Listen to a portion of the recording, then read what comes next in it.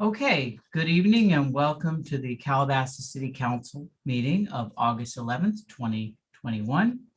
It is shortly after 7 p.m. We've emerged from a closed session. Tonight, I'm joined by Mayor Pro Tem Mary Sue Maurer, Council members Peter Kraut, Alicia Weintraub, and David Shapiro. This meeting is being conducted utilizing Zoom teleconferencing. The live stream of the meeting may be viewed on the city's CTV Channel 3 and/or online at www.cityofcalabasas.com/CTV live. If you plan to provide public comment, please press raise hand if you're joining via Zoom, or *9 if you're joining via phone, and *6 to unmute yourself. Please state your name and the city you live in. You'll be allowed 3 minutes to address the City Council regarding any item within the subject matter jurisdiction of the council. In the event a quorum of the City Council loses electrical power or suffers an internet connection outage not corrected within 15 minutes, the meeting will be adjourned. Any items noticed as public hearings will be continued to the next regularly scheduled meeting of the City Council. Any other agenda items the council has not taken action on will be placed on a future agenda. Matt, before we start is there anything to report from closed session? Yes, thank you, Mr. Mayor. The City Council met in closed session to consider the first item, conference with real property negotiator regarding 27040 Malibu Hills Road, Calabasas, and took no reportable action. The other two items for closed session are continued to the end of the meeting. No reportable action is expected. Thank you. Okay, and the Pledge of Allegiance will be led once again by our City Clerk, Mari Hernandez. Please join me in saluting our flag. I pledge allegiance to the flag of the United States of America and to the republic for which it stands, one nation, under God, indivisible, with liberty and justice for all. Okay, thank you. May I have a motion to approve the agenda? So moved. So moved. Seconded. Roll call, please. Councilmember Kraut. Aye. Councilmember Shapiro. Yes. Councilmember Weintraub. Yes. Mayor Pro Tem Maurer. Yes. Mayor Bosajian. Aye. Carries. Thank you. We're now at the part of the agenda where we're going to be recognizing Jeffrey Peldon for his service on the Community Center Board. Can you bring in Jeffrey Peldon if he's here? I don't. He is then. Okay, if you could just take a moment to bring him in.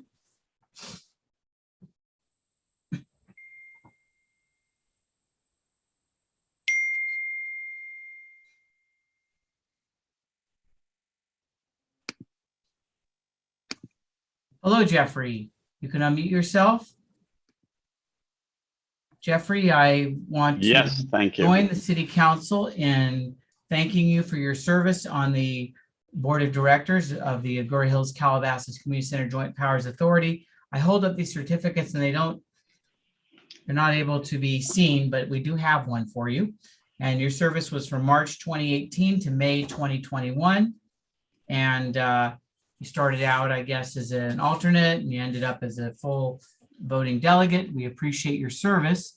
And, the community center has gone through some rough times. So, we appreciated what you did. And we hope that you continue to be part of the Calabasas community and come there when it's reopened. I look forward to that. And I thank you. And I thank the entire council for their efforts in supporting the center. And I'm happy to see that it looks like we're going to, turn the corner on it. So again, thank you, everybody. Good. And we will send you the certificate. Would anyone else like to say anything? Thank you very much for your service, Jeffrey. Thank you so much for your contribution. Okay. Thanks very much, Jeff. Appreciate it. And I like the Willie Mays photo in the background. It's autographed, by the way. Yes. Okay. Thank Thanks you, Jeffrey. again. And we'll move on to the next item, which is council member announcements. We'll start with David Shapiro. First of all, I just want to say welcome back to everybody. We've been off for a bit and congratulate our mayor, James Bosajian, who had a wonderful swearing in as president of the LA County section of the League of California Cities. And Thank it you. was a beautiful event and it was great to be out. We also had a wonderful time. Peter and I attended the concert at the lake last Sunday, and it was probably one of the biggest crowds we've had there. Everybody had a wonderful time as well. So great job by our city staff putting on a great event. And that all occurs in light of the, I must bring up again, the recent increases in our community in LA County for COVID numbers. Especially the Delta variant is certainly growing and spreading throughout the community. So please, if you have the opportunity to, and there is, you'll hear an announcement shortly about it, but get vaccinated if you can. And please wear masks where appropriate. There's requirements at indoor facilities, and I'm sure more requirements will be coming. Thanks very much. Alicia Weintraub? Just following up the importance of getting vaccinated, and the city of Calabasas is doing our part by offering a vaccine clinic tomorrow at Founders Hall from 10 to 12. It will be the Pfizer vaccine, and walk-ins are welcome. Anyone ages 12 and older. If you are under 18, please come in with an adult, but we just cannot encourage enough how important it is to get vaccinated to stop the spread of COVID, and especially the Delta variant. Peter Kraut? Thank you. I too want to join my fellow council members in reminding everybody that we are still in the height of a pandemic and the Delta variant and other serious causes of spread for us. So we have to be careful. Please continue to wear your masks out there. And if you can at all get out to get a vaccine, if you're capable, if you can get a vaccine, you should. In other news, I do want to mention this is Cougars and Crossing Week, August 9th to the 16th. And there's a lot of virtual and in-person events going on. In particular, I want to draw your attention to the Coexistence Workshop and Wildlife Crossing Open House. It'll be Sunday, August 15th from 1 to 4:30 at King Gillette Ranch. And if you want more information on that, you can find that at savelacougars.org. Mary Sue Maurer? I just wanted to tag on to that last announcement that if you or your family have not gone to King Gillette Ranch, I strongly encourage you to go. It's a wonderful place for families and children. I also want to mention that the FDA has just announced that a third vaccination of Pfizer and Moderna has just been announced for those with compromised immune systems. That could start as soon as tomorrow. So that is big news. And I am hearing and knowing quite a few vaccinated people that are having breakthrough COVID Delta variant illnesses. So please continue to wear your mask.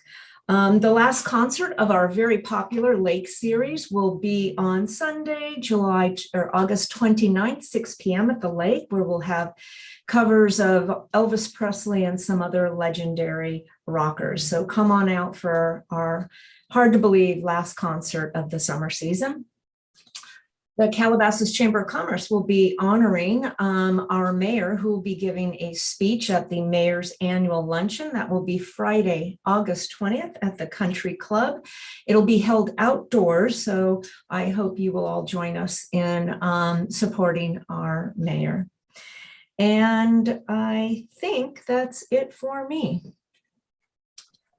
Well, I had planned to make an announcement regarding the upcoming special gubernatorial recall election set for September 14th, but in alluding to some local news regarding that, in my letter to the community last week, I received a very curt order from one of our residents not to discuss the election, that it was improper for the city to distribute any information about the election or for me to talk about it. So out of respect for that resident, I'm not going to tell you that the election is on September 14th. I'm not going to tell you that the city of Calabasas was very fortunate after pursuing getting a local polling place for the convenience of our residents, that we have secured an early voting site. I will not tell you that the early voting site will be open on September 11th to September 13th.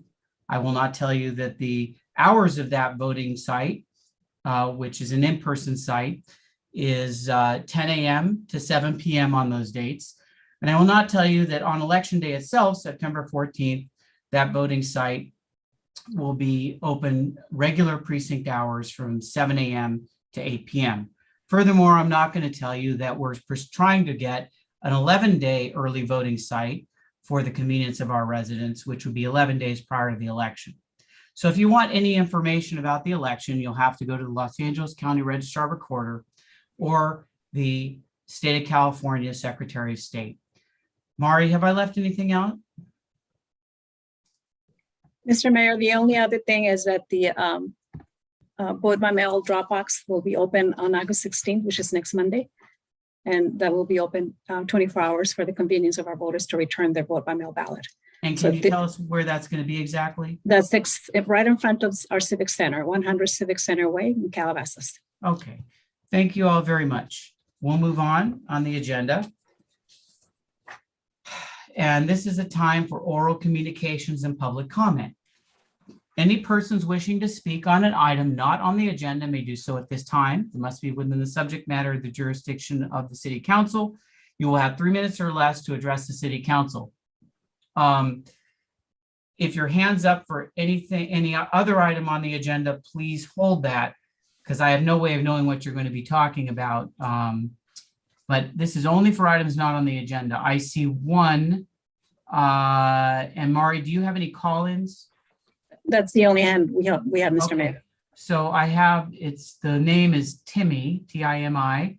If that person could be brought in, we'll start with that person. Name and city of residence, please. Hi, my name's Timmy. Can you hear me? Yes.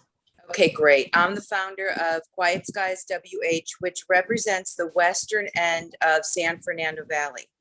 So our membership includes Calabasas, Woodland Hills, West Hills, Bell Canyon, and Chatsworth Reservoir area.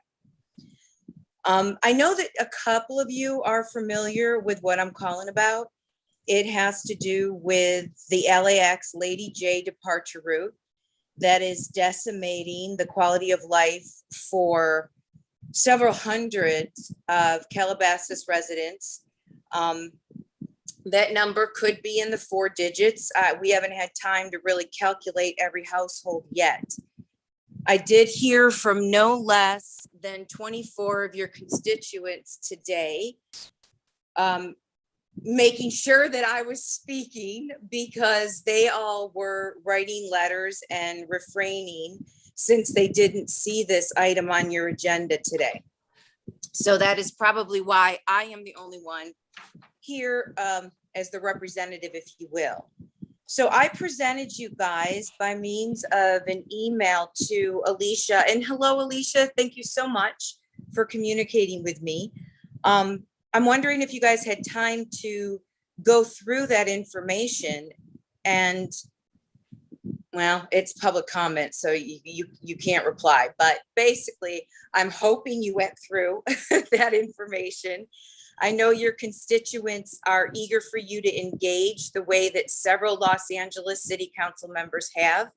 And I want you to know that last night I participated along with a couple of the representatives of Los Angeles City Council members for a Van Nuys FAA meeting, where thanks to the push from City Council members, the FAA finally agreed to modify the southerly departure waypoints that are negatively impacting new communities since the next gen implementation. And I tell you that because this is not just a federal issue. This is being fought locally, and this is why we need you. You guys are at a disadvantage because based on all my research, I do believe that the FAA negligently and unlawfully failed to notify both you and the city of Hidden Hills that this was occurring. So you guys were all blindsided. However, it is what it is now, and there are things you can do, and I would love you to jump on board. And I'm here to offer whatever I can to assist you if you wish to assist your constituents. Okay, thank The you. 0. Thank you. Sorry. Well, you were very respectful of the 0. Thank you very much. And we may be addressing that at the end of the meeting, but thank you very much. As it was pointed out, we can't discuss it. It's not agendized. So, all right. Mari, anybody else? No, Mr. Mayor, we have no other hands or calls. Okay, I'm going to close public comment. And we're going to go to the consent agenda, which has items 1 through 9. I would like to take off 2, 3, and 9. Mary Sue, would you like any items taken off? No additional, no. David? David, would you like any items taken No, off? thank you. Peter? No, thank you. Alicia? No, thank you. Okay. With regard to 2 and 3, we might need to bring in some staff. My question, I guess 2 and 3 are related. So my question is, I didn't see on the bids, like a bid chart like we normally have, unless I missed it. Don't we usually have a list of all the bids that came in?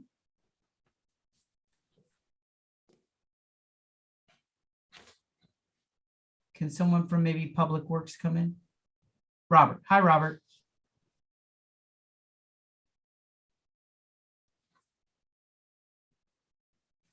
Hi, Robert. Robert, James. Hi, Council. on item 2, don't we normally have a bid chart so that we can see what the bids were? This is about design, and the design had multiple variation. So in the background, you mentioned we had 3 specific proposals. Those are our existing extension of the staff. And Fusco Engineering had more familiarity with project, and their value was lower than other ones. But I'll be more than happy on the next report to add their proposal and the cost estimate. In this one, we just added the company that we are awarding. Well, the only thing that I would note is in the past, sometimes we get disparate bids and there are questions about it from the public and from the council, particularly because sometimes people lowball the bid and then we wind up with poor service. And I just was curious, were the bids within a reasonable range of each other this time? They are. Again, this is a design aspect, is not the construction. On the construction, we definitely add when we do bid opening and a chart and a breakdown. This was specifically staff support. Because of shortage of the staff, we end up requesting for proposal to do the Green Street designs because of some grant funding will be jeopardized if you don't finish this design by end of the year. All right. Is there, on item 3, is there any kind of PowerPoint presentation on this or not? I don't want, This is just simply agreement with Metro. They would like us that council see the agreement for the project that we will do. So on the agreement, it's for Mulholland. We already have done the preliminary conceptual design. And we are here just asking council to approve the agreement with Metro for the dollar amount, $6,513,250. Then we award the project to MNNS for construction document first, then we will advertise the project for construction. So this one is agreement with Metro. Okay. The thing I would ask on this one, though, is that as we move forward on the project, please keep the community informed, particularly regarding closures or limitations on that street because it's so utilized. And, any changes in the patterns are going to be disruptive. Even if they're necessary, they're going to be disruptive. I want people to have advance notice. Will do. When we get to the construction stage, we're definitely going to have public workshop, public notification. As I mentioned, item 3 is agreement with Metro to spend the funding on the project. So we attach what was the conceptual plan. And then we get reimbursed item by item, correct? Correct. Okay. Authorizes us to spend the funding and get reimbursed. All right. Well, that was it. Does anyone else have any questions based on what I asked? Okay. Thank you, Robert, as always. Sure, no problem. My question on number 9 probably is, I guess Michael Klein's here. I support this item, but in the past, and maybe Kendon, I don't know that we've had this since you've been here. We have always had this as a separate item for discussion in open session. This is actually just a council policy decision, and I think it should not be on consent with a staff recommendation. It should be an open item, because if it's done this way, I just have this thought that maybe in the future, if we don't reimburse somebody, they're going to not like the fact that it wasn't an open and public discussion, and that it was somehow looks like an internal discussion that we built some kind of consensus. So in the future, I would definitely expect to see these as a separate item, as they always have been. I don't remember it ever being on consent like this. Was there a reason why this was put on consent like this with a recommendation? I don't know if we have a specific reason, Michael. I didn't know the history on this, and so I think the point is well taken. We'll have this on open session items in the future. I mean, it's not a criticism so much as I just wondered if there was a specific thing about this item that made it, like, had there been a pre-agreement of the council? I don't remember it coming to us before. No, absolutely not. And these requests come through planning few and far between. So it's just not something that we deal with too often. And it wasn't anything out of the ordinary. I think the last one that we had was back in 2018 or 2019. So, Okay. But moving forward, we'll remember to do that. Okay, does anybody else, I support this, so it's not a question of that. Does anybody else have any questions about this item or comments? Okay, thank you, Michael. And we're now ready for a vote on, may I have a motion to approve consent items 1 through 9? I'll make So the moved. motion to approve consent items 1 through 9. Second. Okay, roll call, please, Mari. Councilmember Kraut, Aye. Councilmember Shapiro, Yes. Councilmember Weintraub, Yes. Mayor Pro Tem Mauer, Yes. Mayor Bosajan. Aye. Carries, Mr. Mayor. Okay, great. We'll turn to new business. Item number 10 is Old Town Sidewalk Replacement Project updates. And we need to bring in Tatiana Holden and Robert Yalda. Thank you, There we Mr. are. Mayor. Hi. Yes, member of council. First, I would like to introduce you my new deputy of public work. I'm very pleased to announce that Tatiana has accepted to become deputy public work director. She's going to be helping the department, and we are slowly, surely adding the staff that is needed. And thanks to Kendon, he's been fully supporting the department to proceed with all the projects we have. So Tatiana, this is your first presentation as a deputy public work. I know you will do your best, and go ahead, start your PowerPoint presentation. Thank you very much for introduction and for the support. I will share the screen. I'll be happy to start the presentation.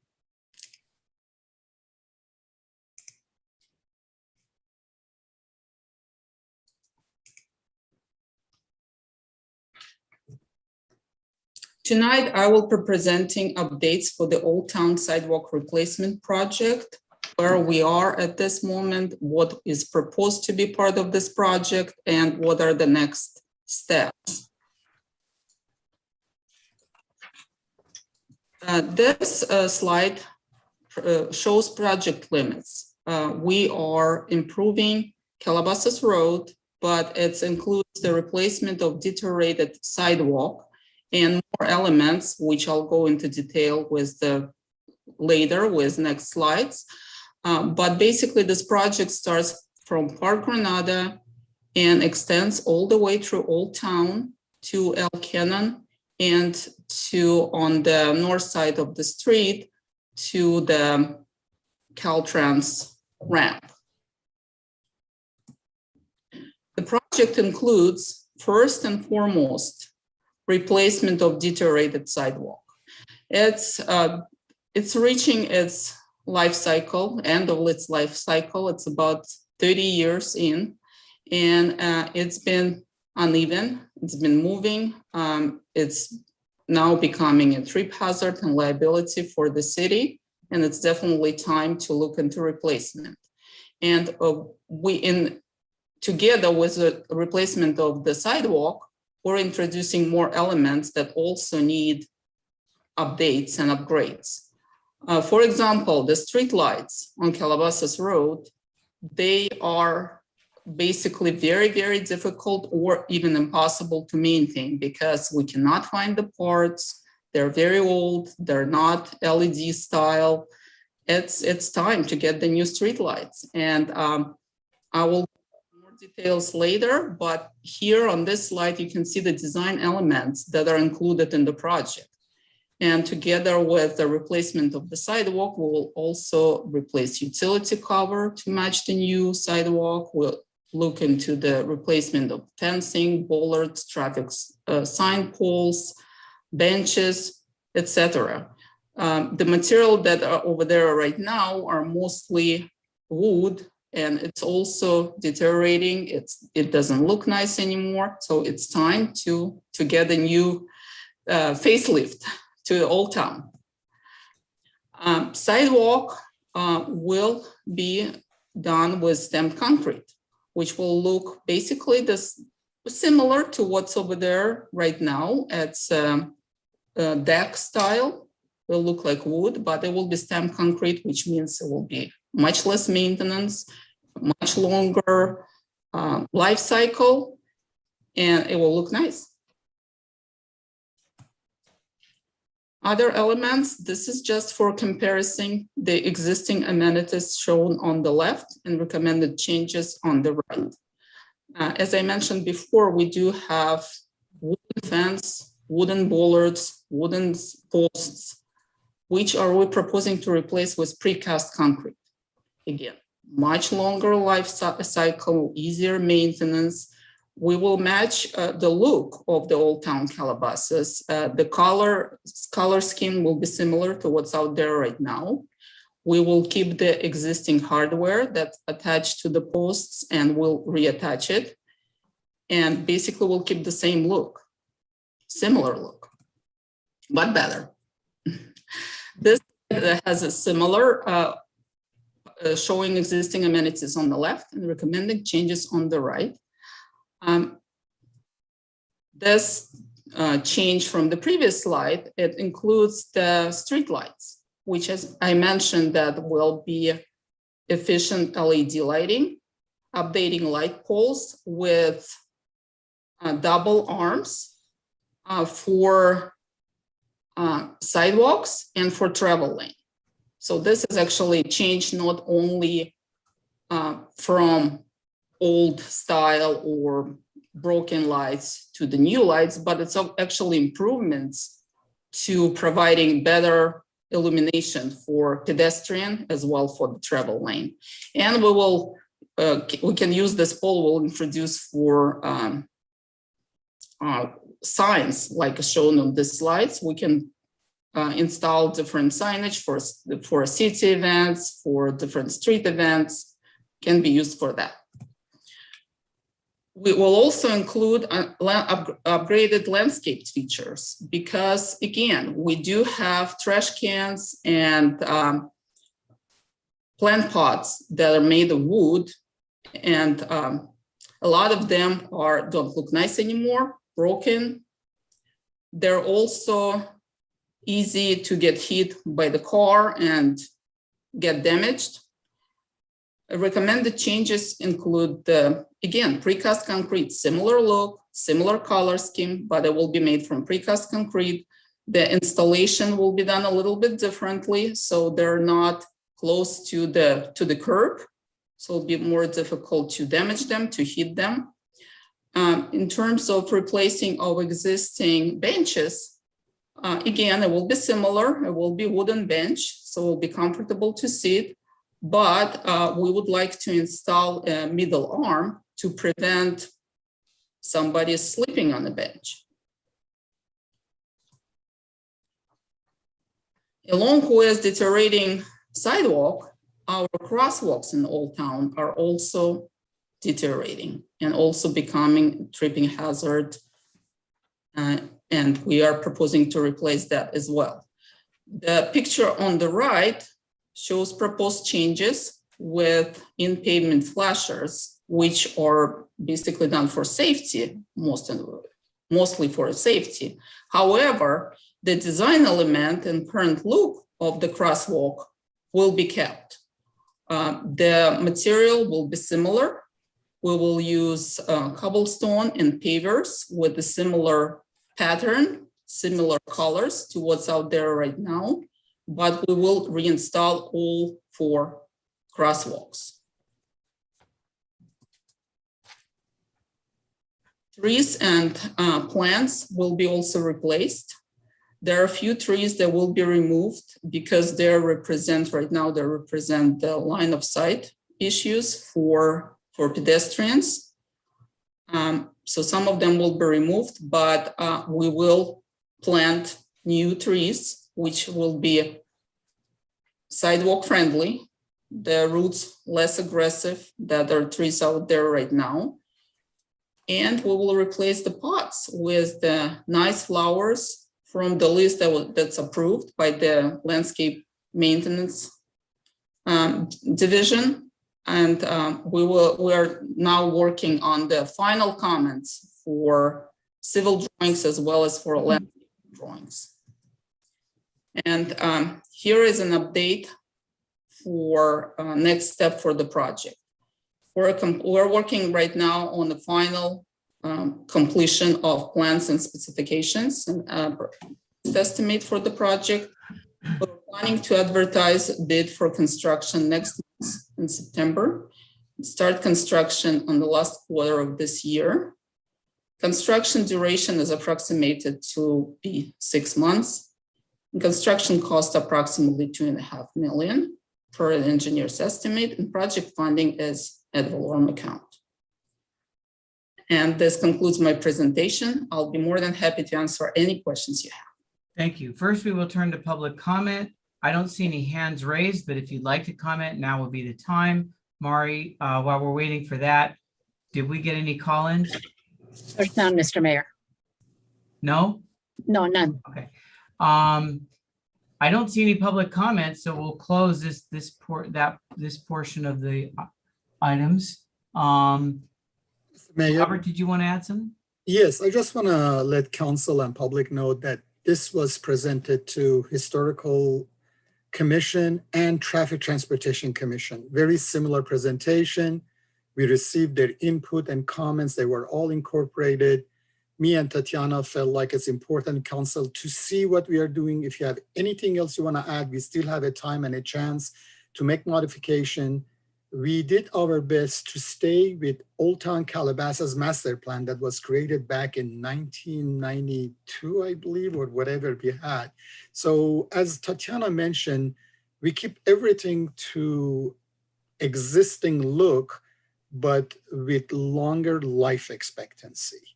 And Traffic Transportation Commission definitely like the plans, they like the safety crossing. Historical Commission had some comment on specific elements, and we incorporate their comments into the project. Great, thank you.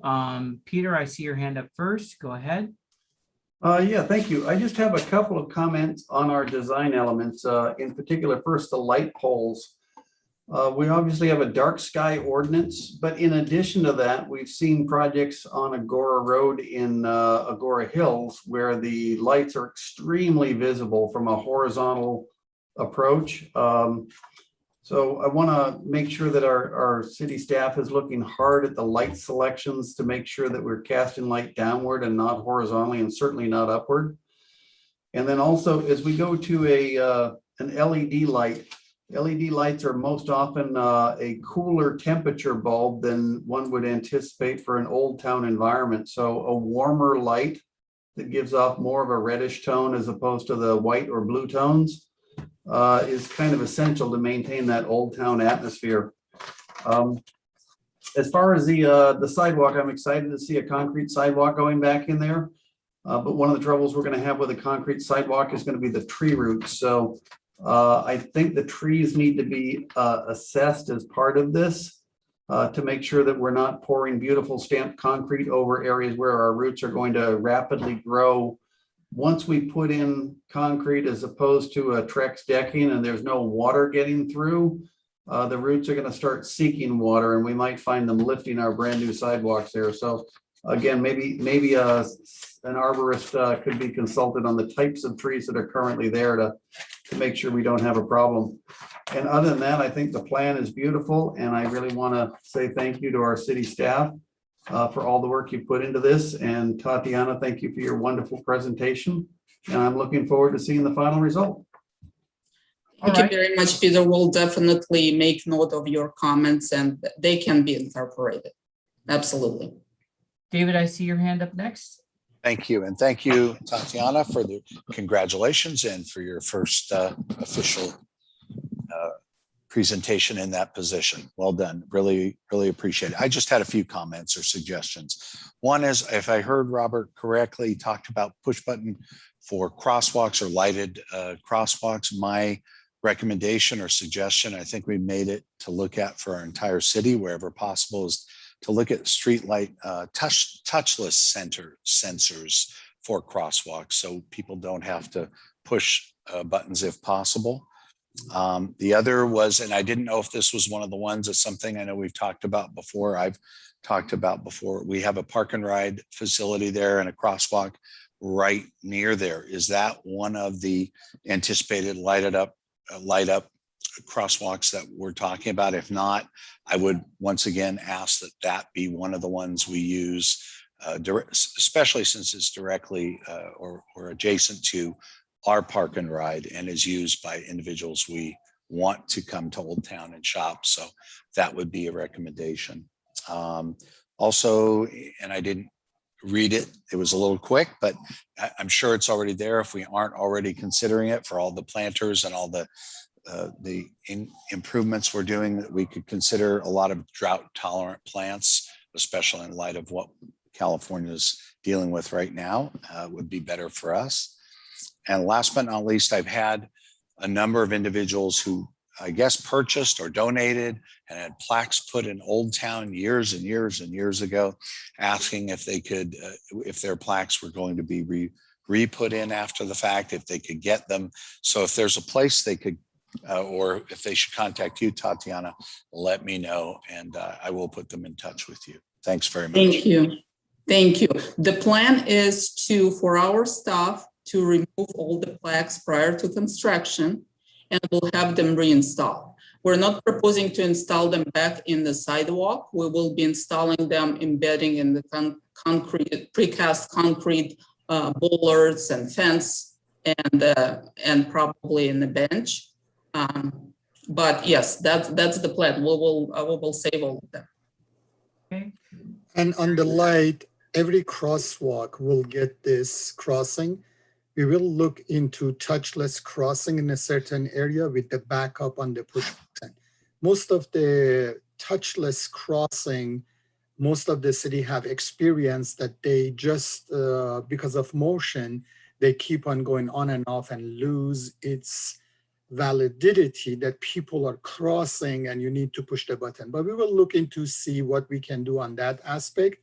And about the plant and material, Heather is involved. She's our landscape maintenance, and she will be closely watching and monitoring what we're going to do, not only about the tree roots, as it was mentioned by Council Member Kraut, and also, as Tatiana mentioned, a couple of trees because of that reason are getting relocated, removed, and replanted with the trees that the roots are not going to be disturbing the concrete work. But good comments. We will incorporate all of those into our specification prior to advertisement of the project. Mary Sue? Tatiana, congratulations. It's a well-deserved promotion. You've done wonderful work for the city, and this is just an example for the public to see your type of work. Some of my questions have been answered. I just wanted to clarify that we're not going to be using blue shades on the lights on the streets, are we? No. Okay. And there was at least one photo of grass. We're not planting grass, are we? No, we're not planting. Okay.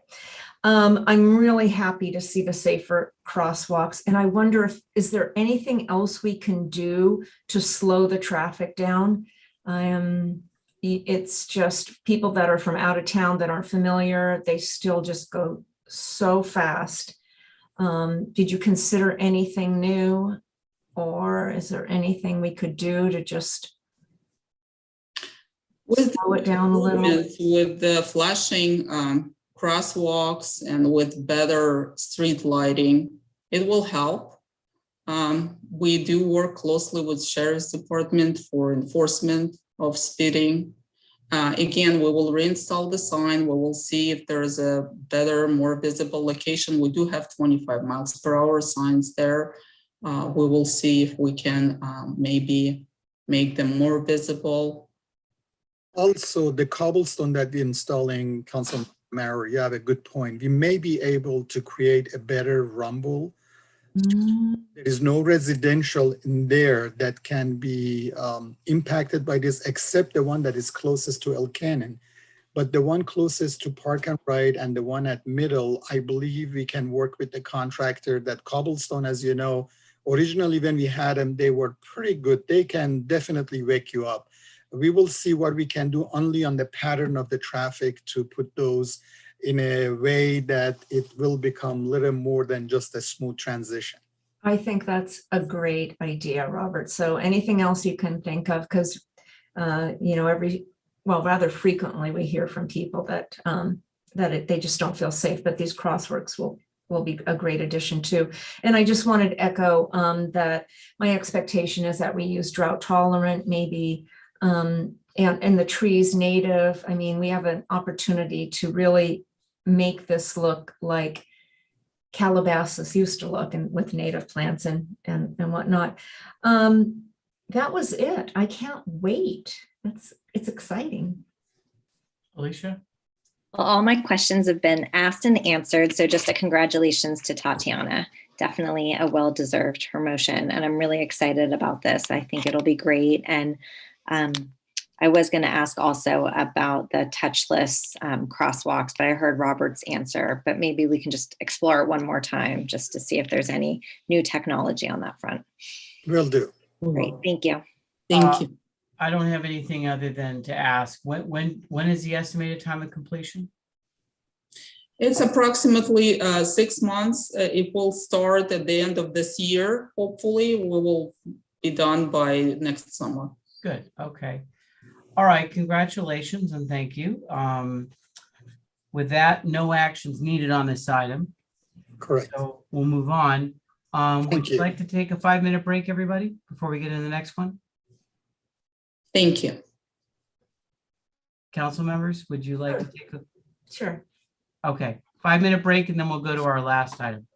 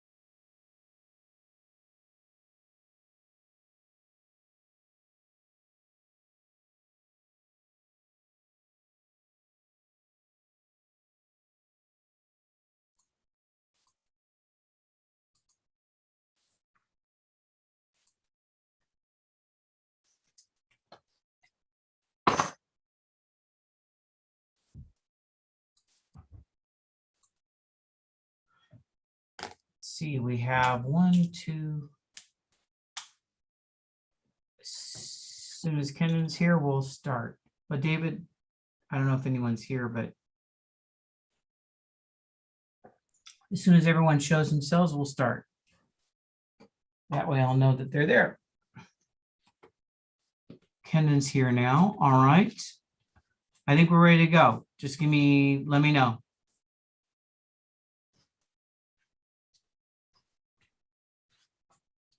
Staff?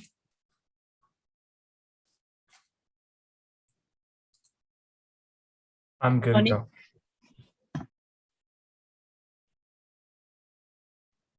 Did you say good to go?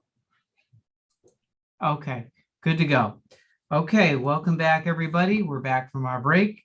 We'll resume. We have item number 11. James, 1 second, please. Sorry.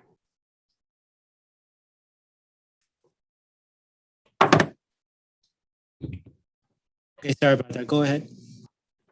Okay, welcome back, everybody. We're starting now with item number 11, which is introduction of ordinance number 2021-394.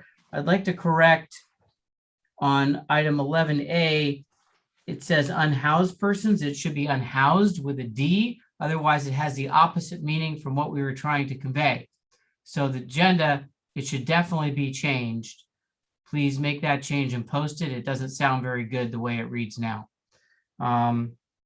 Aside from which, I guess we're going to turn to Michael. Are you giving this report? Yes, but I think, Kenan, do you have something to say?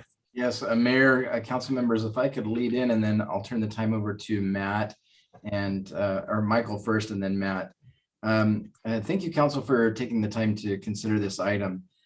This item comes at the request of the City Council's task force on homelessness.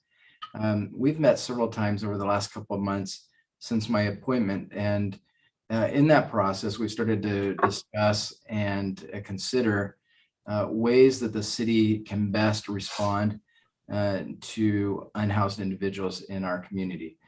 And as you're aware, this is a topic that is difficult. As we've gone through this process, we've realized that there are things that we can do much better as a city. And it also is very clear that as we had these discussions, one of the things that perhaps most obvious is that we lacked a formal policy that came from the council in regards to homelessness. And so this gives us an opportunity to begin those discussions. At the request of the task force, what was asked to be presented was a very balanced approach. In essence, what we're trying to do tonight is present a framework. We're not going to be able to provide all of the details now. This gives us a framework of tools that we can start to use, and then we'll build that policy utilizing these different tools. It is a foundation, and it's one that might be dynamic over time. But I do want to acknowledge that it's an issue that communities throughout the state, throughout the country are wrestling with. There are some things that we've learned in the process, but there's quite a bit that we still have yet to learn. But at this time, I'd like to turn it over to Michael to give an initial presentation on this, and then we'll stop that part and then go into Matt's discussion on the ordinance. Thank you, City Manager Kenton. I'm going to go ahead and screen share here. Just 1 second.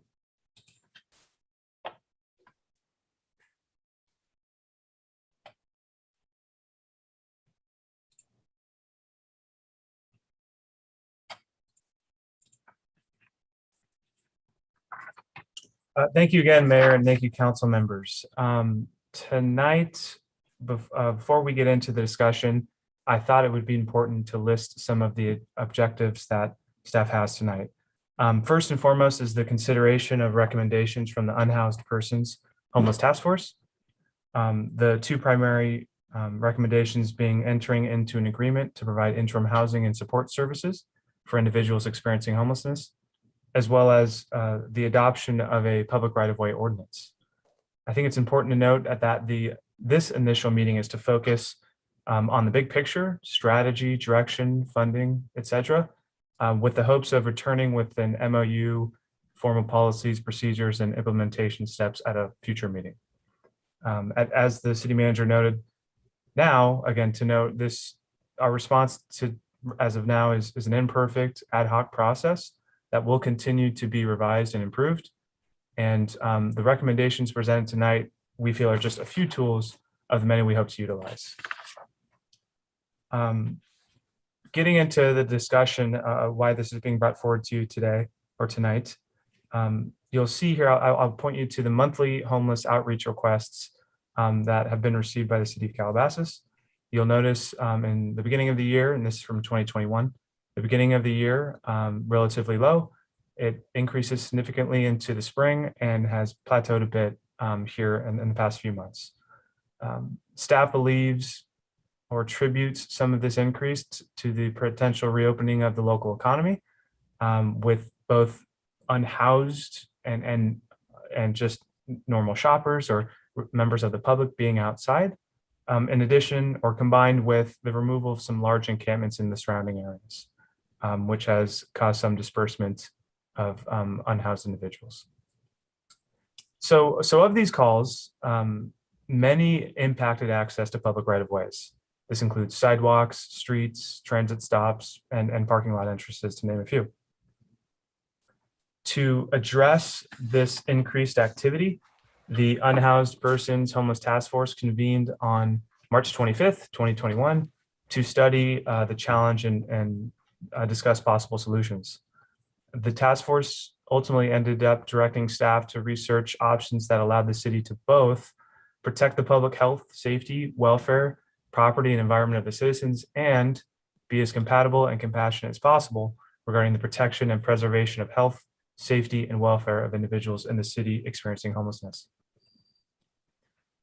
The Unhoused Persons and Homeless Task Force reconvened on July 16th, 2021, to review the staff recommendations, ultimately choosing the following two-pronged approach to be considered by the City Council.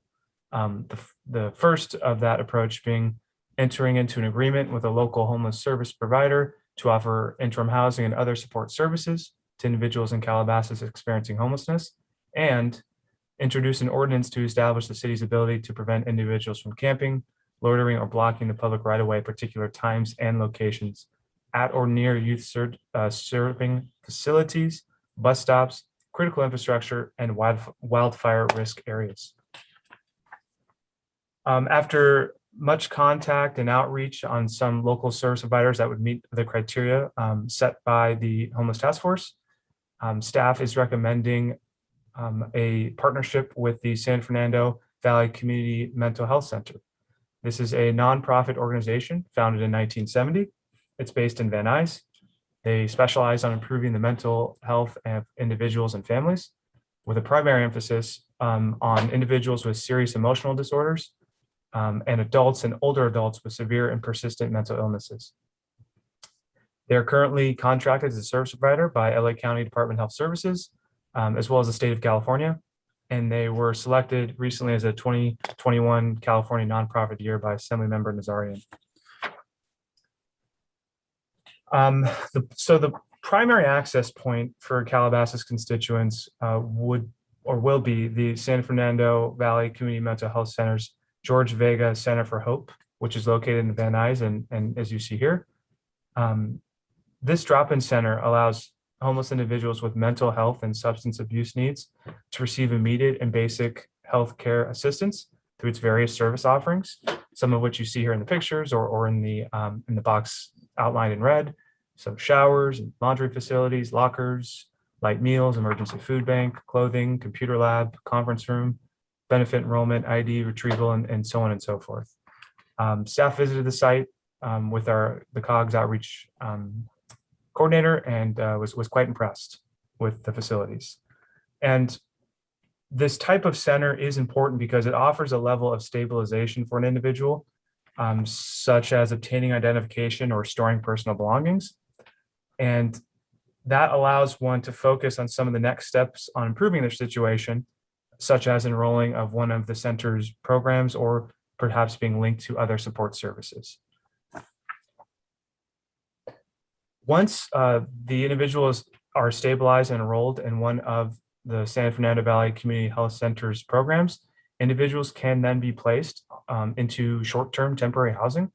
This provides on-site services, including case management, substance abuse, and mental health treatment, as well as independent living skills. The facilities provide a safe place for individuals with co-occurring disorders to work with on-site case managers on getting the skills to live independently and successfully placed into a long-term housing program offered by the county and other partners. So getting into, again, the goal of this presentation, we're compartmentalizing the service offerings in the first half and followed up by the discussion on the actual ordinance and accompanying resolutions on the second half. So this concludes the general, high altitude overview of what staff is proposing and recommending from the homeless task force. We have the outreach coordinator, Gabriel Graham from Las Verdes Malibu Council of Governments, as well as Charlie Rubin, Director of Volunteer Services in the Cornerstone Program from the San Fernando Valley Community Mental Health Center, here to answer any questions or provide any clarity on some of these programs so that council can provide direction to staff, again, on moving forward with a proper MOU to be considered at a future meeting date. And so if we'd like to take the questions now. Well, actually, what we're going to do is, I think there are other staff reports, and then we're going to take public comment, and then we're going to hear from, then we're going to ask questions. So what other, did Matt, are you next? Yes, Mr. Mayor, that's also okay. I'll ask Michael to keep the slides up and click to the next slide then. Okay. So as Michael noted, the recommendation from the task force is a balanced approach. Services, this is the second part of the balanced approach, increasing the enforcement tools that are available. So what's the 30-second background is the city previously had an ordinance that limited camping in most public rights of way in most public areas. But the ordinance was dropped in 2018 or 19, that is, after a Ninth Circuit case came down in which the Court of Appeals held that cities cannot enforce camping prohibitions on individuals who have no other option if they're not provided another option. And as later clarified through other rulings, the rule now is that if a city intends to enforce a camping ban or a sleeping or sitting or lying in public spaces ban, it must do so by first offering the unhoused person an alternative place to sleep, a shelter. And if a shelter is offered and not accepted by the person, then the city can enforce a ban that is in all places and all locations. So the first part of the ordinance before you, section 938.020, would prohibit camping, sleeping, sitting, lying throughout the city in public spaces, that is public highways, medians, sidewalks, etc. There's a couple of exemptions, permitted parades, events, expressive activity, that is First Amendment protected protests, using a transit bench for up to an hour, and temporarily for persons with disabilities. If somebody needs to, humanity is humanity, if someone needs to sit down, that's okay. This broad prohibition is only enforceable if the city has, at the time of enforcement, when the sheriff's deputy seeks to contact a person and arrest them for violating the ban, if the city has a bed to offer them. And if the person refuses the bed, then and only then can this broad prohibition be enforced. But it does not exist in the current ordinance. So the recommendation is to add it now that there is also proposed to be a services program that would include, should the council approve the MOU, access to beds, meaning that the tool is now viable or will be viable if the council were to approve the services component. The second part of the ordinance, Michael, next slide, please. The second part of the ordinance is enforceable even under the Martins versus Boise case in the absence of a sheltered bed, because it's limited to particular times and places. And here the proposal is to ban camping, sleeping, sitting on certain portions of the public rights of way. And I'll just highlight a couple. The rest are in the document. Wildfire risk areas. And here This does not mean the state map very high fire hazard severity zone. That's a land use planning tool that is in the entire city. Here we're looking to a different state definition for land that is covered with grass, grain, brush, or forest, where a fire originating there would present an abnormally difficult job of suppression. So what that means is a grassy open space, a grassy hillside, that kind of setting would be a place in which we can still enforce in the right setting, a camping ban, even without having a bed for that person at that time. Although, as noted, the recommendation from the task force is to pursue both services and additional enforcement tools. The same for additional locations within 10 feet of fire hydrant, driveway, loading dock, bus stop for more than an hour. So monopolizing a bus stop for a day would be prohibited. Simply using a bus stop to wait for the bus would be okay. Within 50 feet of critical infrastructure, as defined by council, one of the additional documents up tonight would be a resolution that would make that definition for critical infrastructure. Next, within 250 feet of school routes, and I'll cover that in a moment. We also have a resolution there. Inside public transit, so riding public transit would be okay, but simply spending the entire day inside one bus, or as we experienced in the past, inside the beach bus, spending your day there would be a problem. And any other public place where the city council has adopted a specific prohibition on it being a place in which camping is not safe. Next slide. So as noted, the proposal is to add an additional enforcement tool.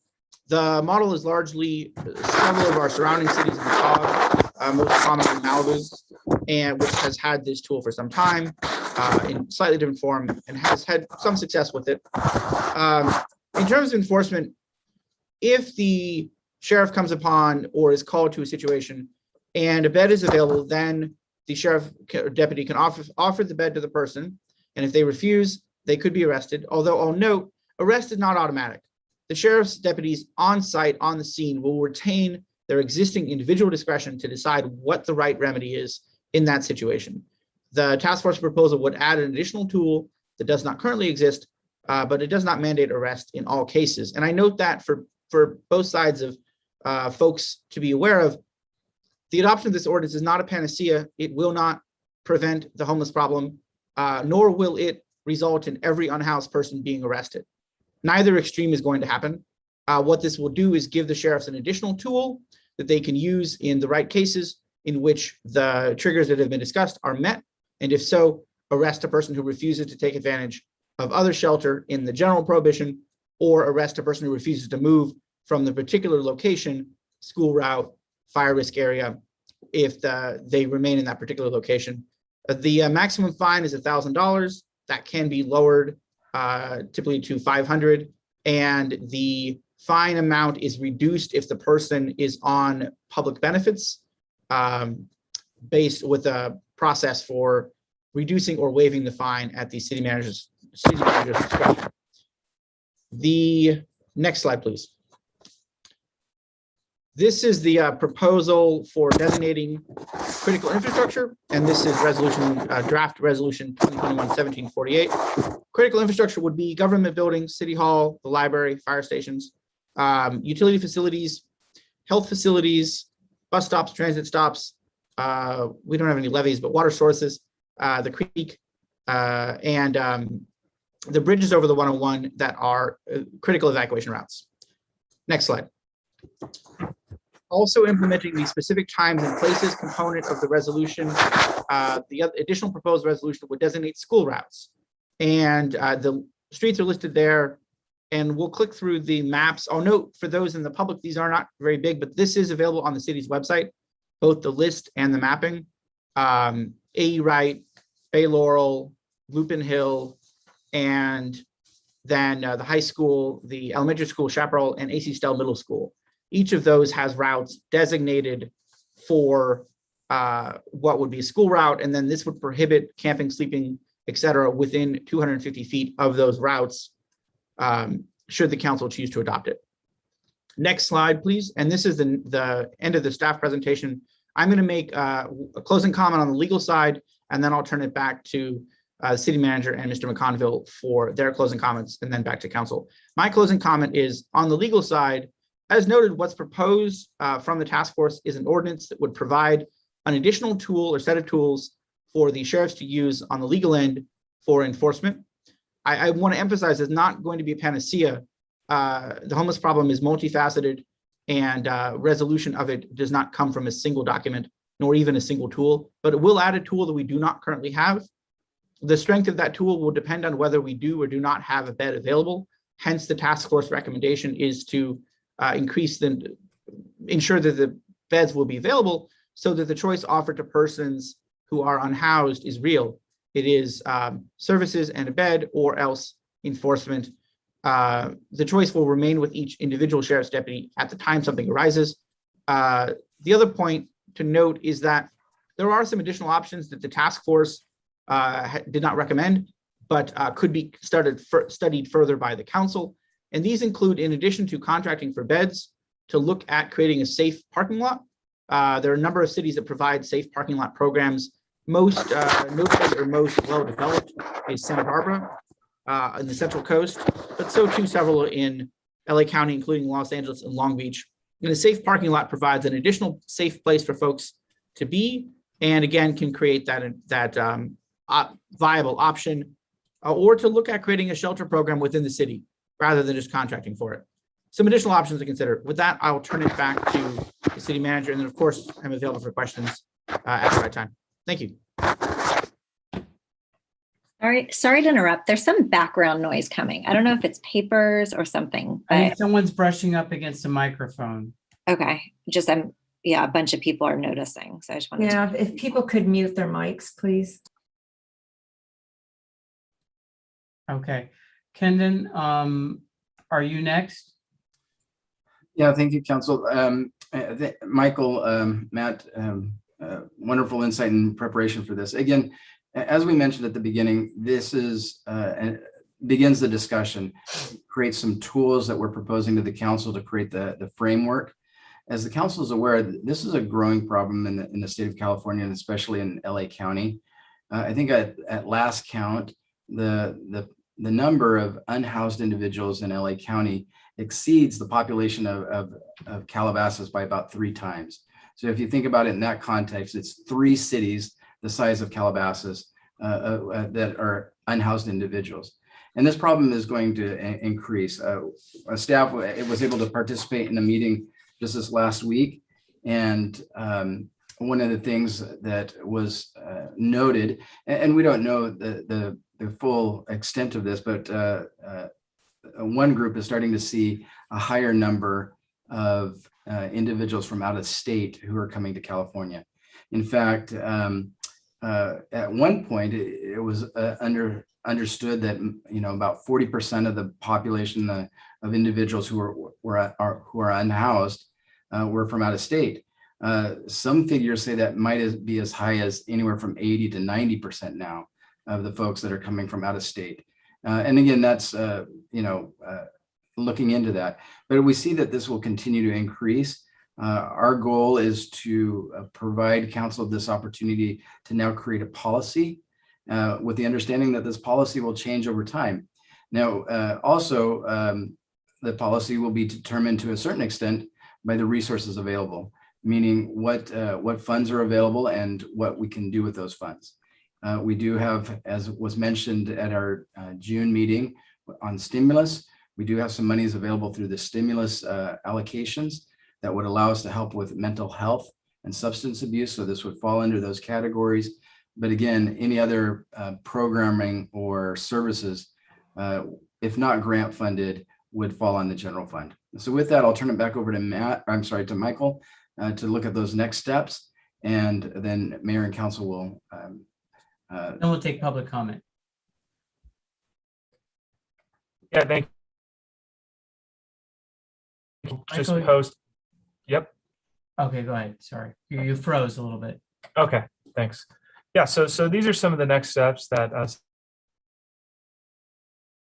Michael, there's something wrong with your connection. We can't hear you, Michael. And Mayor, let me just step in while Michael's working on his connection. And you can see on his screen those next steps. Again, we're looking for direction on the service programs service and program offerings. Next meeting or meetings, review the memorandum of understanding and then potentially adopt the ordinance. And then future meetings, we'd also like direction to the task force, and also then looking at specific policies or procedures and how we're going to specifically implement what we're trying to accomplish. Staff is partnering with the center and other local agencies based on conversations that we've had with over the last couple of weeks. We realize that there are a number of resources out there, a number of agencies, both nonprofit and county entities that we can further consult with.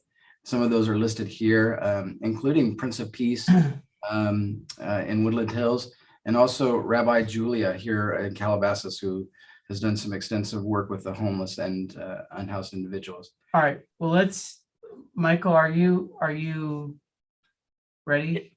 Yeah, that concludes again, we're standing by and waiting direction and input at this time. Okay, so let me turn to public comment. Mari, has anyone called in? We have no calls, Mr. Mayor. Excuse me, Mr. Mayor, and I see one hand. Okay, so now is the time for public comment. If anybody wishes to speak 3 minutes or less, you please raise your hand, because when we're done with these three, I'm going to close the public comment. First up is Christina Chapman. If you could come into the room and then give your name, and I'm just reading the name that's written on here, on the list here, and your city of residence. Go ahead, Christina. Thank you. Can you hear me okay? Yes. Great. Yep. So I am Christina Chapman and I reside in Calabasas. So I don't have a lot to say, but I do find it important that I want to make sure that I mention as this goes forward that great job on putting together potential options for mental health and substance abuse. My concern is that especially with unemployment and financial hardship, I do believe the unhoused population is going to grow. Does this bed option really assist people that are just having financial hardship as well?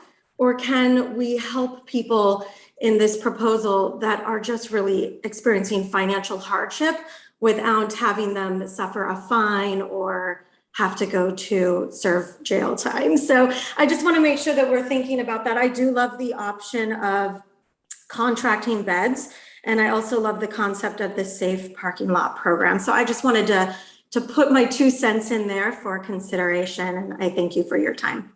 Okay, and to the extent there's any questions, they can be answered at the very end when we're done with public comments. So stay tuned. Next individual to bring in is Suzanne Scranton. Suzanne? Yes. Good evening. Can you hear me? Yes. Thank you. Again, my name is Suzanne Scranton, and I live in the Bird Street area of Calabasas. As the head of our local neighborhood watch, I am intimately familiar with the crime statistics for our community and the increased presence of homeless persons coming into our community over the last year. I've been personally involved in working with council members to communicate when homeless people have entered into our community so that the sheriff and the city social worker can be activated. For the safety and security of our community, I believe that it is imperative that we continue to assess the needs of the homeless that descend upon our community and then transfer them to the appropriate facility, be it home to their families, a hospital, a psychiatric facility, a substance abuse facility, or into sheriff custody if deemed appropriate. We must remain vigilant in identifying, assessing, and rectifying each homeless situation, or our community could be overrun with homeless persons like what is occurring in West Hills or down by the bowling alley on Ventura Boulevard. Therefore, I strongly support the proposed MOU and the proposed ordinances, and I ask that the council approve them as soon as possible. Thank you for your time this evening. Thank you. Last hand I see up is Marissa Feinstein. Please, if you wish to speak, please raise your hand because I am going to close the public hearing in just a moment. Good evening. I hope that you can hear me. This is Marissa Feinstein. I am a resident of Calabasas. I am also the Greater Mallwood Neighborhood Watch Coordinator. And I thank you all very much for everything you do on a daily basis. I support every effort that I heard this evening to keep our cities safe. I support the new tools that I've heard about and the ordinances. I would like to share with you some of my personal experiences with some of the unhoused. And in addition to Ms. Scranton, I regularly communicate safety issues in the community, but I am concerned about the growing unhoused that my family and I have witnessed. One of the incidences is I was awakened by one of my daughters who heard a man outside of our home screaming profanities.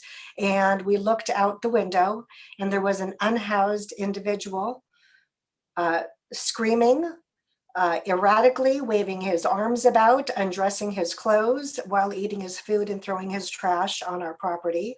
I did immediately call the sheriff, and after about 30 minutes, the individual went along the way on the highway. The sheriff didn't make it quite in time, and I don't know what happened.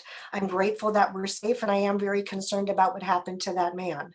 We also regularly see a homeless individual who comes into the area on a bicycle and a scooter. I photograph him whenever I can. He enters a no trespassing area across from Calabasas High School quite regularly. And he comes with his belongings, sometimes without his belongings. And I'm very concerned that it's not only near the school, but of fire hazards. And I realize this is not an easy fix and it is multifaceted. I thank you all, and whatever you can do to keep our city safe and to ensure that this problem does not worsen is greatly appreciated. Thank you very much. Thank you, Marissa.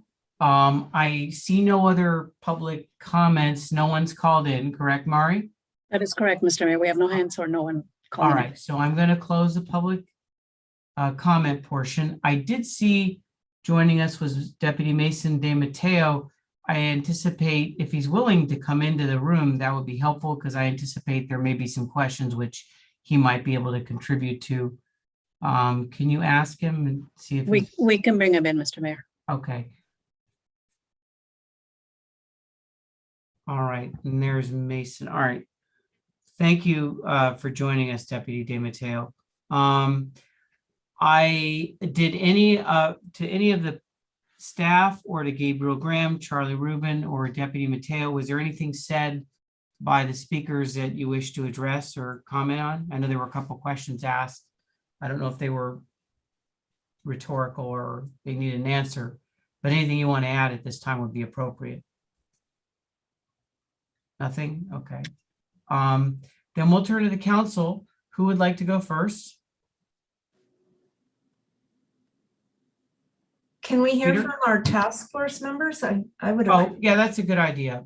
So Alicia and Peter were on the task force. That's a good idea. I do forget about those things occasionally. Peter, I see your hand up anyways, and then Alicia, you'll be next. Peter? Oh, great, thank you. Thank you, Mr. Mayor. Thank you, staff, for that presentation and for everybody else who participated. Thank you to our city attorney for his insight as well. I want to start with two quick questions, if I could. One is the school routes that are identified on those maps. Some of those streets are pretty obvious. Some of them are a portion of the residential streets that are a little less obvious. What logic was used in identifying those? So generally the logic was the routes that staff in conversation with the planning staff and public works staff were aware were regularly used for accessing those schools. I did not put the map together. So if we have questions on particular pieces of it, I'll defer that back to the public works staff who put the map together. But that was the general logic behind it. Okay. I just think a second look at those because some of them have identified portions of residential side streets and others that I would say are very similar on the opposite side of a street aren't identified. So if we could take a second look at those before we come back to us with those.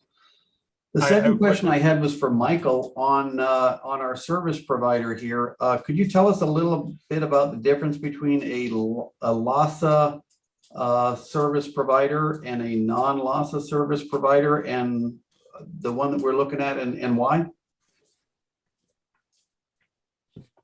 Well, Charlie, maybe I'll let you jump in a little bit.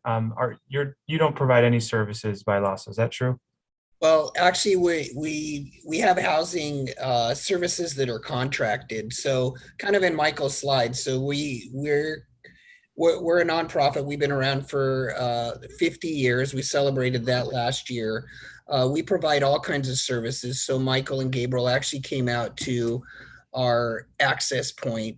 So we are contracted with many different city, county, state, and federal government. So we do have a contract with LASA, and one of the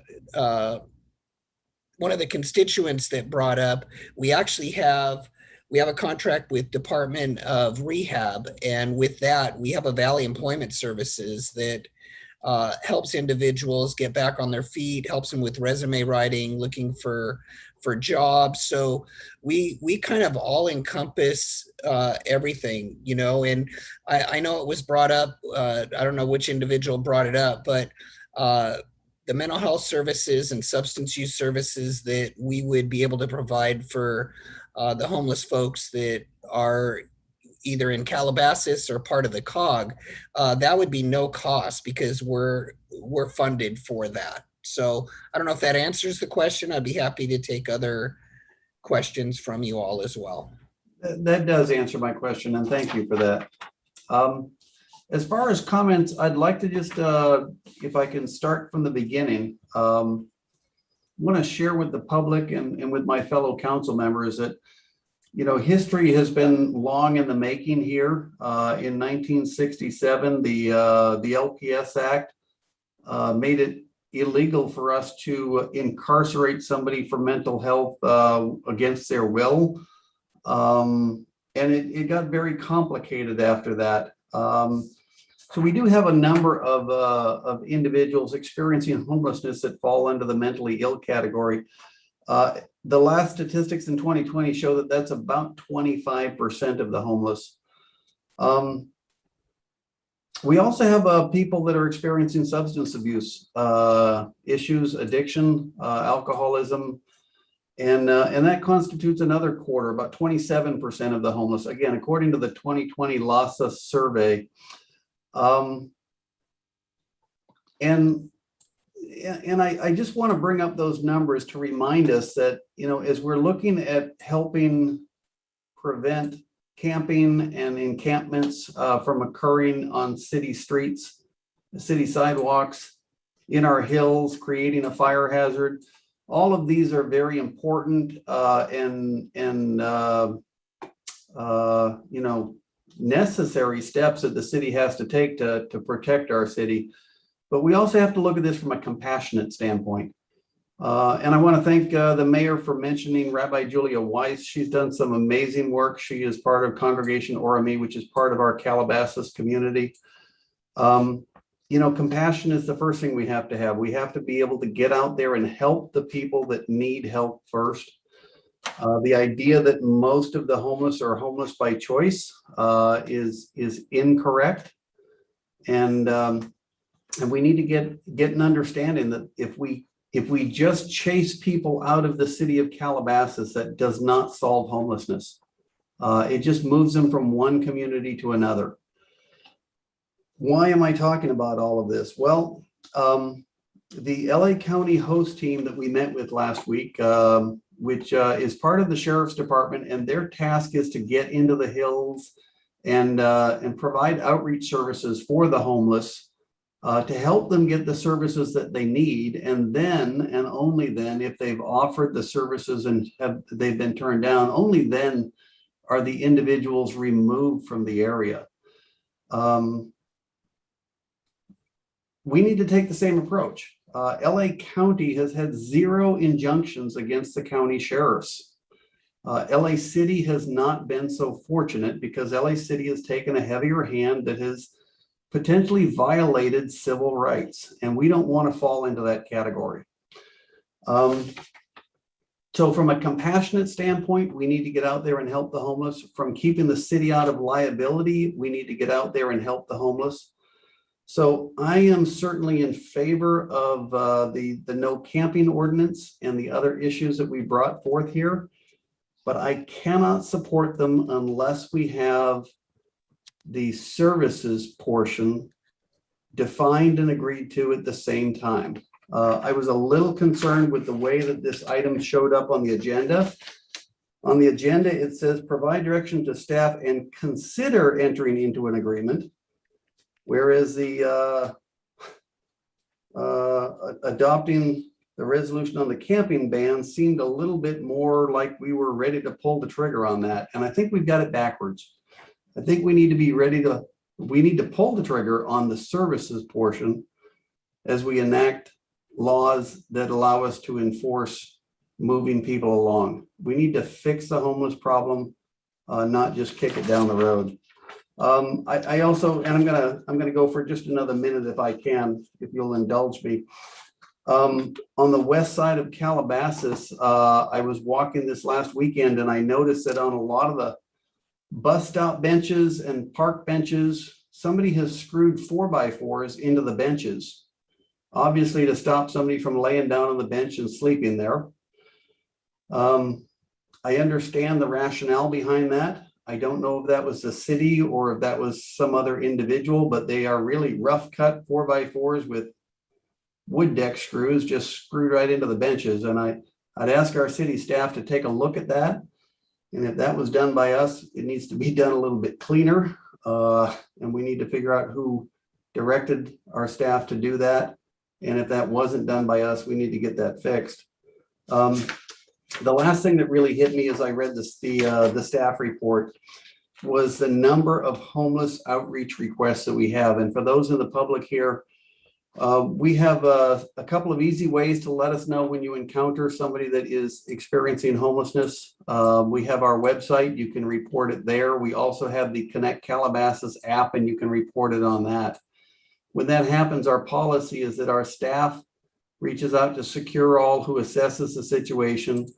And the draft policy that we've been looking at says that they reach out, that Securo then calls either our outreach coordinator or our sheriff. And my concern is the homeless outreach requests in April were 11, in May were 25, in June were 13, and in the beginning of July were 10 calls.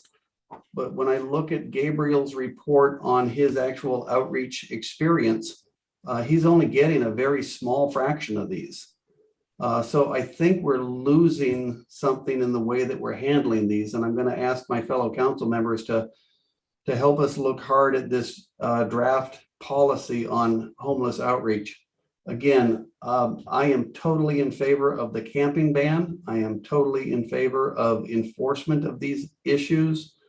But I do need to see a balanced approach where we provide the services and the outreach successfully by trained individuals who can help people that need help get help.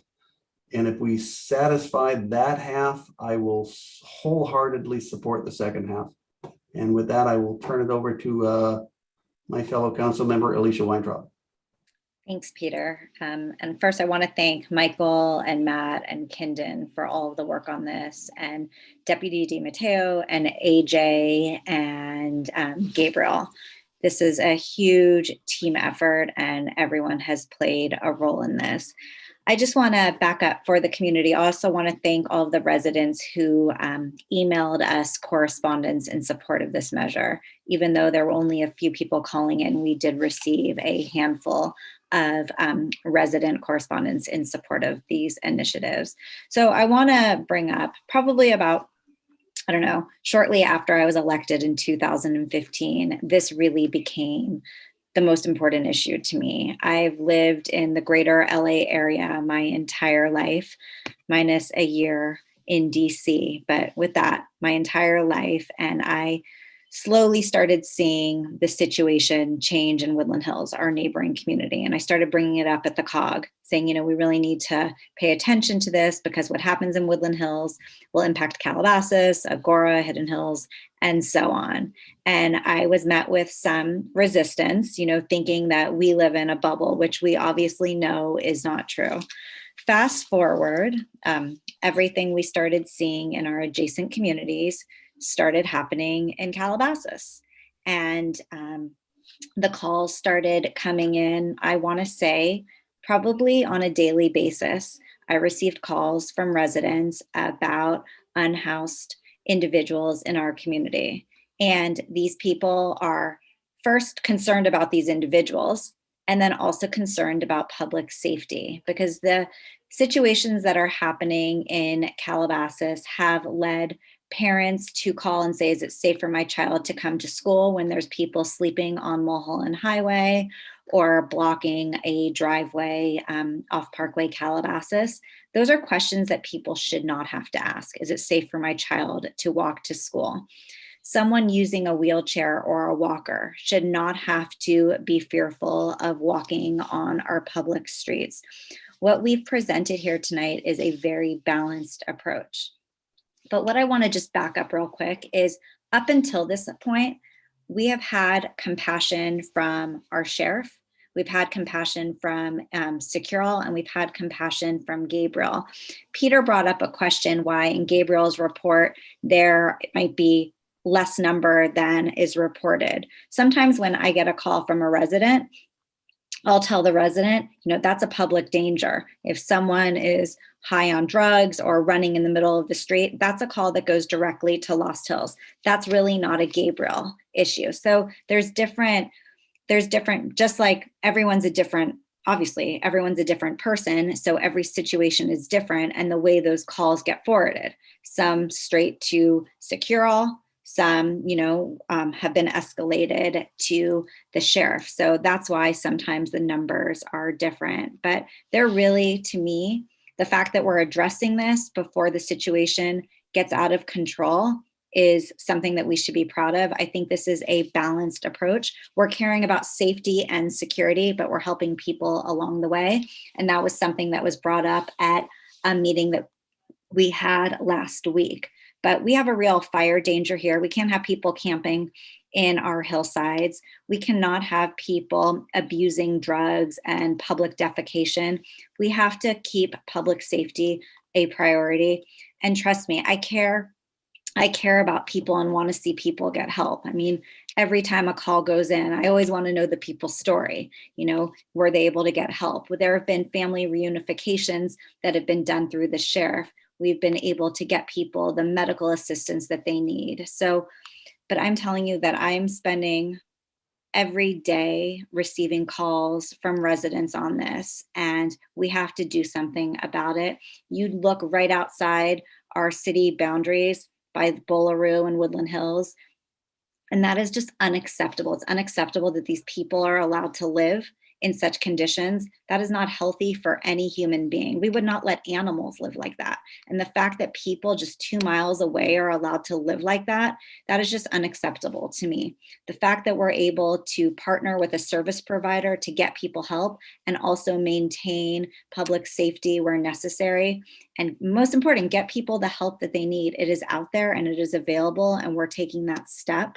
But the situation has happened in Calabasas. I want to see it addressed. There's amazing resources out there, but some of the situations, I'm not going to go into detail on every single call, but people should not have to be afraid to walk into their work at the Commons because someone is, high on drugs, or someone's having a lunch and witnessing a situation, or parents sending their children for lunch at Gelson's after school and getting calls of hysterics because of a situation with an unhoused individual. These are happening in our community and we have to address it. So I'm 100% in support. I want to see us act quickly before it gets even, before the situation grows even more. So thank you to everyone for hearing me out. Thank you. We have other council members. David, I see your hand up. Thank you. I just wanted to say, first of all, thank you to staff and the task force for all the hard work put in here. This is really important. It's been important for a while. As Alicia said, I personally also get, I'd say 5 days a week at least, have contact directly or emails, calls, texts most times I'll send those emails, calls, and texts on to Alicia, AJ, depending on the issue, or just talk to the individual directly. This is something that is serious. It is, and it has been mentioned, there are many letters of support we've all received, the entire council, for this particular methodology we're considering tonight. And while we are a small city with, according to the numbers, not a huge issue of unhoused individuals, we do have issues, and it is really important and imperative upon us to start to make a difference. It is everyone's issue. And as has been said, it doesn't matter if it's a neighboring city, a neighboring state, as has been mentioned, it doesn't matter. It's an issue that we need to act on. And I'm very proud that we are taking these steps to move forward. It's about, to me, safety for all our residents, including the unhoused individuals. Health, including mental health, is so important, and all wraparound services are necessary, not just a bed. And that's why the San Fernando Valley Community Mental Health Facility looks like a really good fit. I had a couple questions, if I could ask. I was going to start with Gabriel, who does a wonderful job, I know. Do you have familiarity with the San Fernando facility, and have you worked with them before? Just fine. We went in and did a tour, Michael and myself. One of my other positions, they had an outreach team come to Hope of the Valley and outreach there. So not extensively, but I was very impressed with what I saw in their day center. Okay, thank you. And then the other question, I guess that'd be for staff or whomever. How would the transportation to the facility take place? What do we have in place, or what is the thought process for that? At this time, that's undetermined. We are working on that. Yeah. Okay, that's important. And the routes that were drawn up, would those only apply to public schools, or would they also apply to private schools in our city? As currently drawn up, it would be the public schools. The council could, if directed, expand it to the private K-12 schools. But we had drawn it up with the public schools. And what was the rationale for only the public schools opposed to the private schools? If the focus is safety of school children, I presume. When I asked Public Works that question, they stated that Viewpoint didn't really have much pedestrian traffic, and so they didn't think that would qualify as a school route, if that's the school you're referring to. I was actually, there are preschools and other private schools in our community as well. Yeah, so. Again, I asked the same question, but if we're tightening up and the school routes in regards to Councilmember Kraut's comments, I'll get you an answer for that as well. Okay, thank you. And again, thank you for the great work. I am very much in support of the approach and agree with my colleagues. I believe I've heard that in order to pursue something like this and move forward, we do have to have a plan in place, not just for beds, but for wraparound services and mental health and rehabilitation and so many other opportunities. So as long as we are doing a two-prong approach, I'm very supportive. And I would consider, depending on the location, looking at safe parking lots as well as a potential option down the road as well. Those are my comments. Thank you. Okay, Mary Sue. Yes, thank you. I want to first off thank staff and my two colleagues, Councilmember Weintraub and Councilmember Kraut, for your work on this, and all the residents that contacted us. I have a slightly different perspective that I'll share, although I agree with everything I've heard.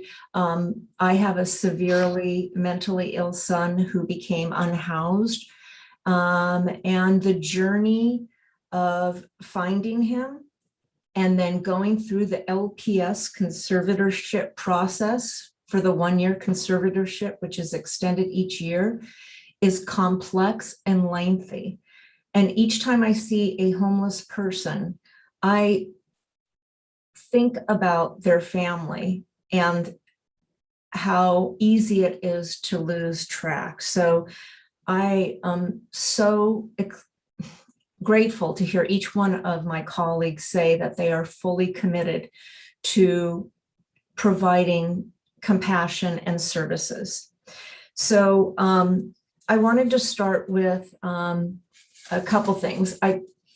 Councilmember Kraut said that he couldn't support the camping ordinance without strong services in place. And I agree, they go hand in hand. And right now I'm having some challenges seeing how they go hand in hand. And I know that'll be probably staff's greatest undertaking, because right now, and correct me, Michael, if I'm incorrect, a call comes in from a resident who sees an unhoused person and feels some concern. That goes to you, Michael, and then you alert our private security firm, Securo, who then goes and makes the first contact with the unhoused person. Am I correct so far? Yes. Okay. And from there, and they're armed and they're in uniform. And actually, I have a question for the San Fernando Valley guest, Mr. Rubin. Is that the best first response for someone who is severely ill and unhoused? Or can that create fear? I want your input on that. I'm not a subject matter expert. Sorry, are you referring to the armed part or the? I'm whole asking, thing? yeah. I'm asking Mr. Rubin if he'll weigh in on how we're doing so far. I'm hoping that he'll help us get the most successful outcomes of our contacts. So is he available? Yes, I am here. I was waiting for you to finish. Thank you. You know, to be honest with you, just talking to Gabriel, I really feel Gabriel would be that best point. A lot of folks, and I believe it was you saying that your son has mental illness. There's a lot of paranoia, whether it's schizophrenia, bipolar. If, you know, what we see is, you know, a lot of substance use, meth being the drug of choice. Really somebody in uniform, they're more paranoid of that. With our center, we've got a lot of big names on our board of directors. If y'all remember Councilmember Dennis Zine, he's our chair. We actually have the San Fernando Valley Chief, LAPD on our board, as well as the fire department. We have a lot of coordinated with lots of legislators, and kind of exactly what you're asking is what we're even working out with Bob Blumenfield's office. We had a meeting with him today. We're trying to pilot stuff to help reduce the homelessness and reduce the the folks that trying to get the folks that have mental illness and substance use into services, and even trying to pilot something with LAPD where we would have our clinicians go out on a call with LAPD, but they would be the first contact. And of course, that's a non-uniform. So, you know, yeah, thank you. That's helpful, because for me, knowing with my experience with the mentally ill also, that isn't probably the best first approach, but that's something we can look at, and your expertise will help us. The second question, as we journey through someone being unhoused, is after the initial contact, they're given a card with services and explained their options. I don't believe, and Michael, can you correct me, does Securo provide transportation to any service locations? No. No, okay. Does the sheriff? No. Yeah. Okay. Wait, why don't we ask, why Mason's. Sheriff's here. Why don't we ask him? Oh, okay. Yes. Hey, ma'am, good evening. That's a great question. When I come into contact with an individual experiencing homelessness, my experiences and contacts in Calabasas have been overwhelmingly positive. We do take a compassion approach where we try and get to know the individual first, find out what they're all about and what they're experiencing and what they're going through. And with that, once we develop a relationship, we do offer services, and we don't officially have a service that transports individuals to specific areas. However, if I'm available and someone requests to go to a specific place, such as a shelter or a church or a center, I'm more than willing to drive them to that place anywhere in the county. Okay. And your interactions, when you talk developing that trust and that relationship, are you talking about a single encounter, or are you talking over maybe multiple days, kind of gaining their trust? Oh, multiple days. Yeah. I've had several encounters recently where the initial contact was just to introduce myself, get to know this individual, where they're coming from, why they're here, and what they're all about. I also try and determine if this individual is experiencing mental health issues. If I see that that is a case, I do reach out to our mental health team, which is we have a clinician and a deputy. I just want to let you know that the clinician is in plain clothes and the deputy with them isn't in the traditional uniform. They're in a black t-shirt, they're in pants, their firearm isn't visible. They wear their shirt over their gun. So they're not approaching the individual in a threatening manner. So we do have a lot of resources, and the majority of the contacts I've had in Calabasas have been overwhelmingly positive. Well, no doubt it's your kindness too.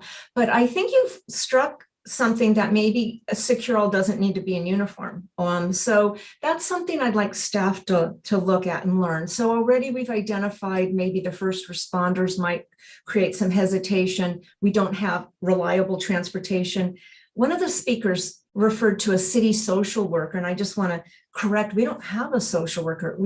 That might be something we consider. And Councilmember Weintraub, the amount of time I know you've been spending is really should be done by a staff person or a clinician or somebody. I mean, your work has been amazing, but that needs to, I think, shift as well. I just have a couple more questions, but already the fact that it takes, and I knew this, it takes multiple times, and I think Mr. Rubin, you knew this, and Gabriel, it takes multiple connections. Gabriel, you taught me that through your experiences. So our ordinance, which says, if you don't leave or if you don't accept services that first time, you could be arrested. And maybe it should say after multiple contacts if you don't accept services, or after, because I think we all know that one contact is probably not sufficient.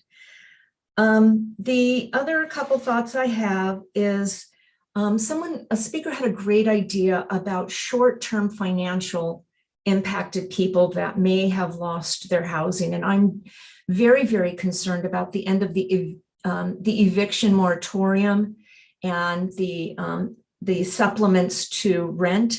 And that, Matt, I talked to you, that looks like that's coming to our area, the state of California, September, October, and we may see more families. And I'd like staff to get in touch with the Rotary Club of Calabasas.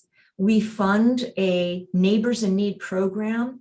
They can provide bridge funds to get them back into their apartment, to get their phone turned on, to get their flat tire fixed, things like that, that can get them job interviews or showing up for jobs. So I thought that was a terrific suggestion. And as far as the families that could very well possibly become unhoused and would likely want to keep their children in school in our area, I would like us to look at a family safe parking area. I've heard a couple of my colleagues agree to that. I've heard a couple of the residents who spoke as well.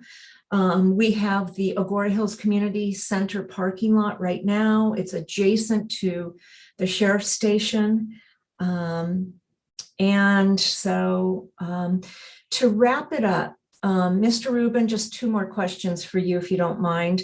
How many housing units do you have? It sounded by the description, they first must come to your center and get some basic, some assessment and some basic services, and then they're moved into housing. Is that correct? Yes, so we have an access center for SPA 2, and Calabasas falls within SPA 2. We are the main access point. So kind of one of your points that the Rotary helps out with, we actually have a person that's a problem solver. So that problem solver could help, you know, if somebody was just become homeless and needs some money to, you know, help with that first month's rent or security deposit, we could do that. If it's, you know, reuniting them with a loved one out of state, we could provide that as well. So a lot of the resources that you're looking to do, we can also provide that as well. And I kind of text Michael earlier, and maybe I'll email Michael and you can have a little bit more information. We actually have Valley Employment Services. I think I mentioned it before, that helps folks get jobs as well. But you know, we're kind of all encompassed. Yes. How many beds do you have right now? Permanent beds, and how many available? Just today, a random day. Currently with COVID, we're kind of only putting one person in a room. So I would say currently I have 50 beds. And how many vacant beds of the 50? Oh, well, I have 50 vacant beds. We house over 200 people. Some, you know, some are a little bit longer term. So it's kind of different, kind of on maybe what we all or y'all can call maybe a pilot to try this out. Generally, the people that we have in our interim housing, they're generally there for a year and a half. With COVID, we've extended that time, but that's internal for folks that are already receiving services from our center. So with Gabriel's help, because he has a good, keen eye on the clients, we'd want to put somebody in there that, you know, we feel that could be successful. And, you know, we have a full set of team between case managers and clinicians that, you know, and the substance use team, that's a separate program that would be kind of, I don't remember if one of the council members saying kind of that wraparound services. Yeah. So right. they're not going to be successful just putting them into a unit on their own. Well, it's really inspiring to hear about all the work you do and the success you've had. And so to wrap up my comments, I'll just kind of summarize some of the areas that I think we need to look at closely so that they go hand in hand with the new ordinance. I think the penalty is too high. People don't have money. I think that a single visit of saying, if you don't accept services, you are subject to arrest, is too punitive. I think we need to look at you know, the caseworker or who's ever working on that. I think that we need to look at transportation, who's transporting. We need to look at what kind of first response we're giving and the disconnect between the first responder, Securo, getting to the unhoused in a quick manner, and Gabriel being in the field, getting there, and the person has been moved on, as was written in a report recently, moved on. I want to look at families, a family safe parking area in anticipation of the moratorium on evictions lifting, and the Rotary Club of Calabasas as a partner as well. Thank you. I have a few comments. I've been thinking about how to approach this. So if I'm understanding correctly, the ordinance is ready tonight for our first reading, but there's no contract ready. That's correct. Okay. So what I would suggest to the council is this, that we consider the ordinance, whether as is or with amendments, and approve the first reading tonight. Then bring back the ordinance with the contract, which only needs one reading, so that it concurrently goes into effect at the same time. Because if you wait for a contract to approve the ordinance for the first reading, then you're delaying for a second reading of the ordinance, and then, what is it, 90 days? 60 days? 30 days. So that takes us quite far into the year. The better approach would be to approve the first reading tonight, which has no effect other than the first reading. And then we approve both of them together next time, or whenever next time is, whenever the contract's ready. The ordinance wouldn't be put back out for a second reading. I assume, Matthew, that would be okay to do? Yes, that is legal. An ordinance has to be adopted at a regular meeting, so it would come back at the next available regular meeting once the contract is ready, if that were the council's choice. Well, if the contract's not ready for the next regular meeting, then it's going to be a while because we have no regular meeting in September. So it's either going to be the contract and the ordinance come back in 2 weeks, or it waits till October. And then 30 days beyond that for the ordinance. So that contract could change what's in our ordinance. I almost think that we need to wait a beat and let them both evolve together. Well, it could, but if it doesn't, then and we have no first reading done, then we're still 2 steps behind. The worst that would happen is if the contract changes what the ordinance would have, we would change the ordinance and then we'd have to have another second reading. But we don't lose anything from that. So I heard that a sentiment, I think from a majority, that you want the two together. But I don't want to waste too much time and have months and months go by with no action. This is complex and there's a lot. It's not that complex because we don't have the contract in front of us. I would support what you proposed. I don't want.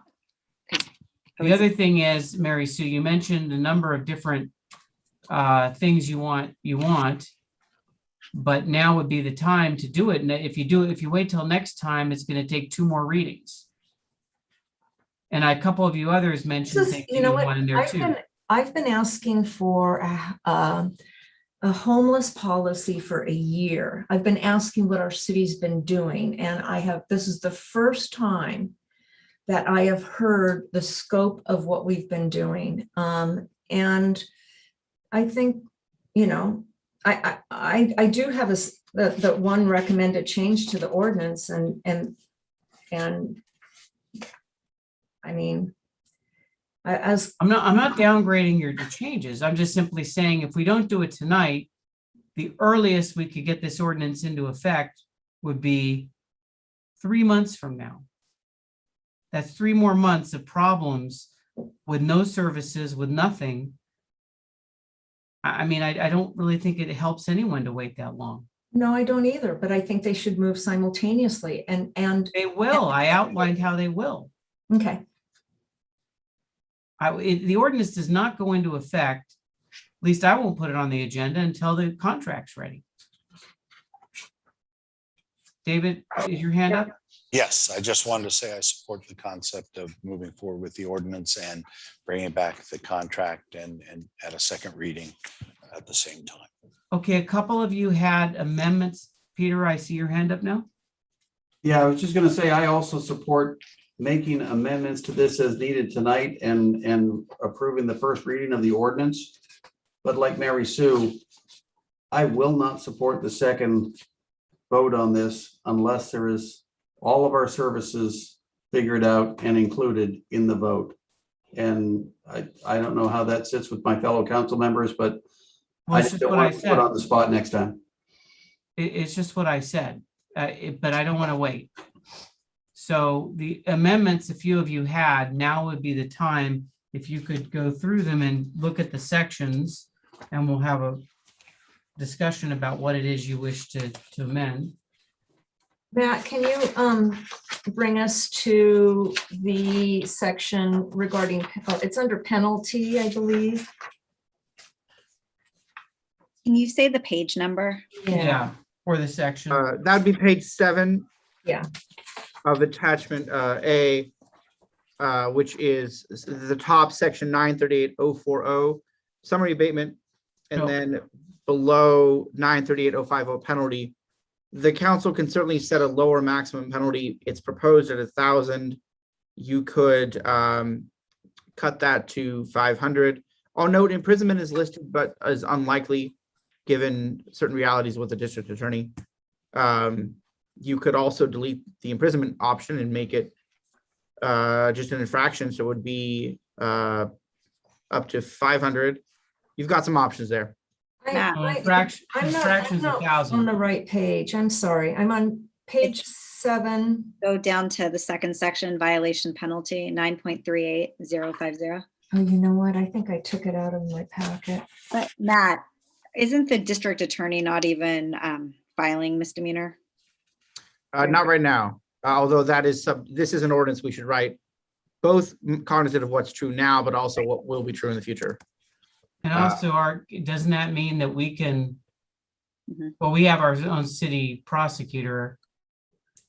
Yes, the council can prosecute our misdemeanors and infractions independent of the district attorney through the city prosecutor.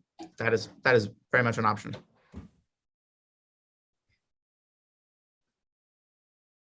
Okay, so give us your sections. Mary Sue's not there. All right, Peter, why don't we turn to you? Did you have any amendments? I thought you had one or two that you had. Well, my first question was on our school maps. Does that have to be in this first reading as well? No, the maps can be brought back next time. So my recommendation would be we take the direction to look at the private schools if there's support from a majority, and the direction to take a close look at the precise streets if there's a majority, and bring that back next time. The resolutions are not effective until the ordinance is effective, so they do not need to be adopted tonight. Okay, so done. That we can do. And just to add, I believe when we do our walk to school, like our safe walk to school, that these streets and Viewpoint School, you can't really even walk there. I mean, the way it's not, I don't think they have a lot of people walking. And then the preschools on Las Virgenes are covered by the walking route to 80 Right. I think all the two preschools are covered within the public school walking routes. I will ask we'll double check that. I don't know the precise location of the preschools off the top of my head. We'll take those out. Staff will look at it. It'll come back when the second reading is ready. Any other amendments, Peter, from you? Not from me, but I believe Councilmember Maurer is looking at section 9.38.040A, which says 24 hours notice. Yes. I think that's the area that we need to address. Matt, I don't know if it's within a certain hours period or after enforcement offer, after several attempts or several connections. I don't know, but help me with that. What section are you on? 9.38.040. Wait, what page? 7. Top of 7. Oh, I'm here. At the very top, A. So we would need to be precise in an ordinance, so we could, if the council wanted to shift it back, not first contact, but second or third contact, it could be after at least one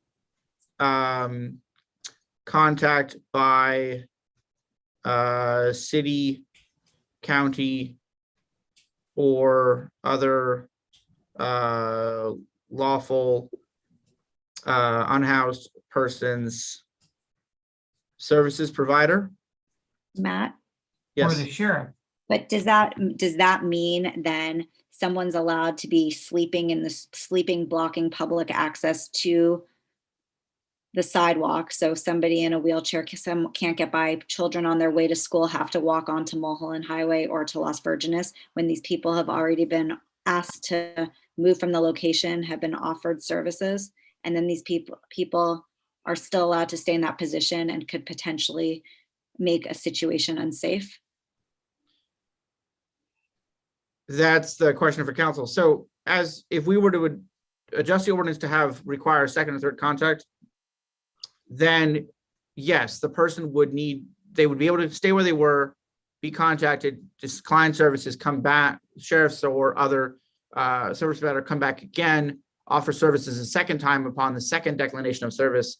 I have an Then idea. they could be arrested. So that's, with the exception though, I would recommend maintaining the second sentence of 938-040A, that any violation can be abated immediately if it poses an imminent threat to public health or safety. That's an What if we undefined. also say, what if we say like the one time, or, but we leave it up to the deputy's discretion? Because That's what it this- says now. It Right. says maybe. Right, because this Correct. ordinance is really to provide Lost Hills deputies with options. They're not going out looking for transients with the intention of giving them a ticket. Like, that's not the intention. Well, that's pretty much what we've been doing. We've been handing people a card and quote, moving them along. That's not what's been happening. Oh, at but- all.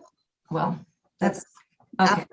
No, and well, why don't we bring Gabriel in to really explain, and Deputy DiMatteo, what the hours and days that they've spent engaging. Exactly. That's what we need to allow for in this. No, but not in situations, not in situations where it provides, if someone's blocking the sidewalk and there's no ADA access, or children can't get to school. But That's I don't want the takeaway to be that our deputies and Securo are out like pushing people along, because that's the opposite of what's been happening. That was just in a staff report that they move them along. Well, it's a I'm figure just- that but when people need help, they're getting the help that they need through.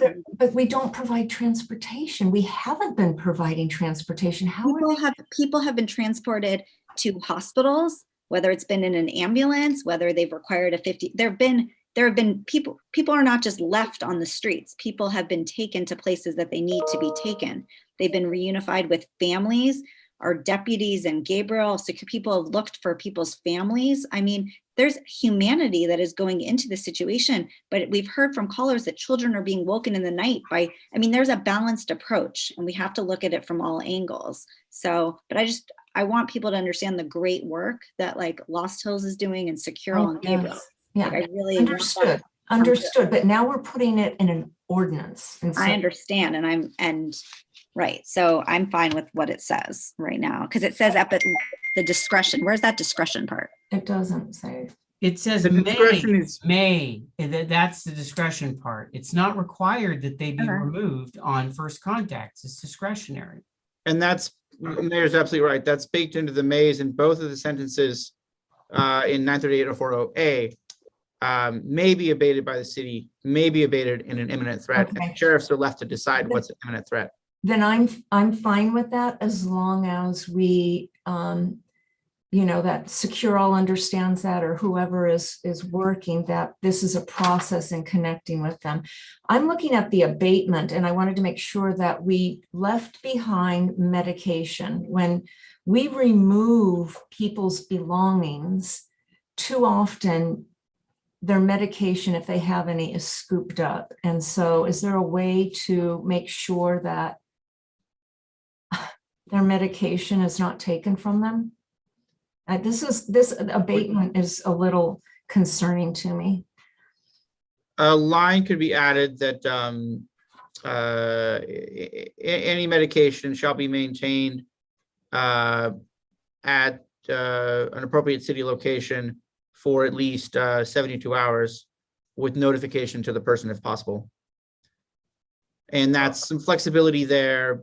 Maybe it's a sheriff's station, maybe it's City Hall. We sort out where, but if medication is seized from a person, then it's not immediately thrown away. That's certainly doable. Yeah, that would usually include like legal documents and stuff like that too. Valuable personal property, right? Do you do an inventory, Gabriel?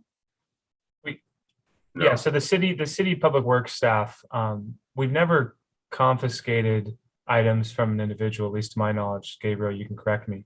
If items have been left or discarded, they will, and no one is near them for quite some time, then they will be taken, stored for 72 hours. A notice will be posted when they have been retrieved, and so there's some internal documents I can pass along to council about that.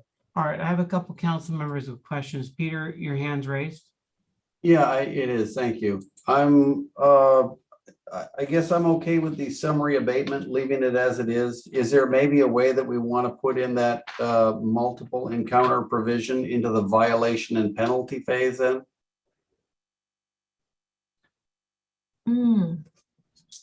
That can be done, that if desired. I think I would, obviously it's council's choice, not mine. I would recommend you may just rely on the discretion baked into the earlier part of the ordinance, together with the direction when the council, if the council approves this for second reading and the contract, provide additional policy direction to the sheriffs who are your contract law enforcement officials and all of the contract service providers, that it's services first, enforcement second. But certainly we can wordsmith some language in the agenda, in the ordinance if desired. I'm okay with leaving that in the policy then, but again, maybe this goes back to staff. Michael, the policy on providing services and following up and multiple encounters and transportation and all of this has to be addressed. And if we're going to have an ordinance with this much teeth, we need a services policy that has twice as much compassion. So I leave that challenge up to staff. All right, David. Thank you. I just wanted to add or follow up whether or not it needs to be in the ordinance or something we'll be working on, the issue of transportation to the, if we're taking unhoused individuals to the San Fernando Valley Community Mental Health Facility, that should be identified. There should be some plan or process for that. And secondly, I still would like, especially if we're doing an ordinance, we're talking about future and forward thinking. There may not be a private preschool or private school in a certain part of town, but we should anticipate that that could happen in the future. And we want it, the idea is protection of youth or safety.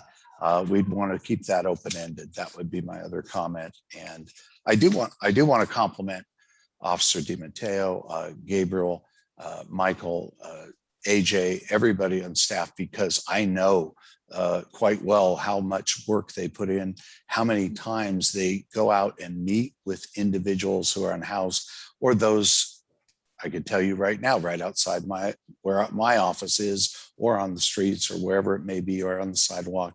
It isn't just something where they send them on their way.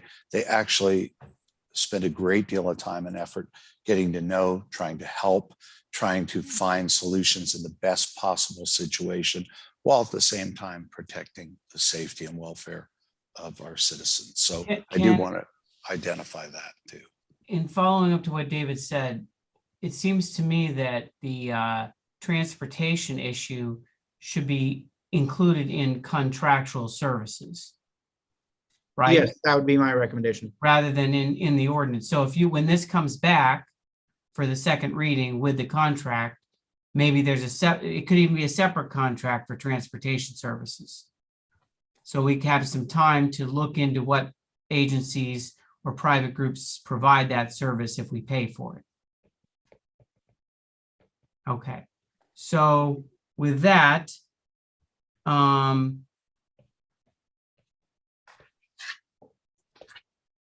would anybody like to introduce the ordinance? And then with the understanding, as I said, that it would not come back until the contract's back with it. I'll make the introduction of this ordinance, but realizing that it will not come back until we have a contract for interim housing and support services to unhoused persons. So I would support introduction of ordinance number 2021-394, adding Calabasas Municipal Code Chapter 9.38, use of the Calabasas, oh my gosh, I can't read, I'm tired. Use of the public rights of way and protection of school children, bus stops, critical infrastructure, and wildlife areas, and adoption of resolutions designating critical infrastructure and school routes. I would second that with the, again, confirmation that all the contract and wraparound services would be simultaneously brought to us. Okay. And one clarification, I think we're going to defer the school routes reso at this time for rejiggering it. Would be staff's recommendation at this point to come back next time. And what would the wording be to make sure we still include a school routes with map TBD? It's baked into the ordinance. Okay, as long as it's still inclusive. included. Yes, and I'll note to respond to Councilmember Shapiro's point about new schools that may open up. The ordinance doesn't have the list of schools. That's why we did it by reso. So as schools open or close, the council can adopt a resolution changing the school list. And the last point is, I want to understand the motion also includes adding that provision about appropriate medication or valuable personal property maintenance. And transportation when we come back with services. Correct. What was the part about the property? The city would maintain any medication or valuable personal property, and I'll wordsmith the precise language on that one, at an appropriate city location for at least 72 hours after seizure with notification to the apparent owner if possible. Okay, then I would add the word inventory too, so that we And have a inventory. record. Agreed. Okay, And attachment B, the resolution of the city council designating critical infrastructure will come back with the school ordinance, with the school route resolution. okay, it has been made, Alicia, that is acceptable to you? And David is a seconder, that's acceptable to you? Yes. Okay, then we are going to take a roll call vote, Mari? Councilmember Kraut, Yes.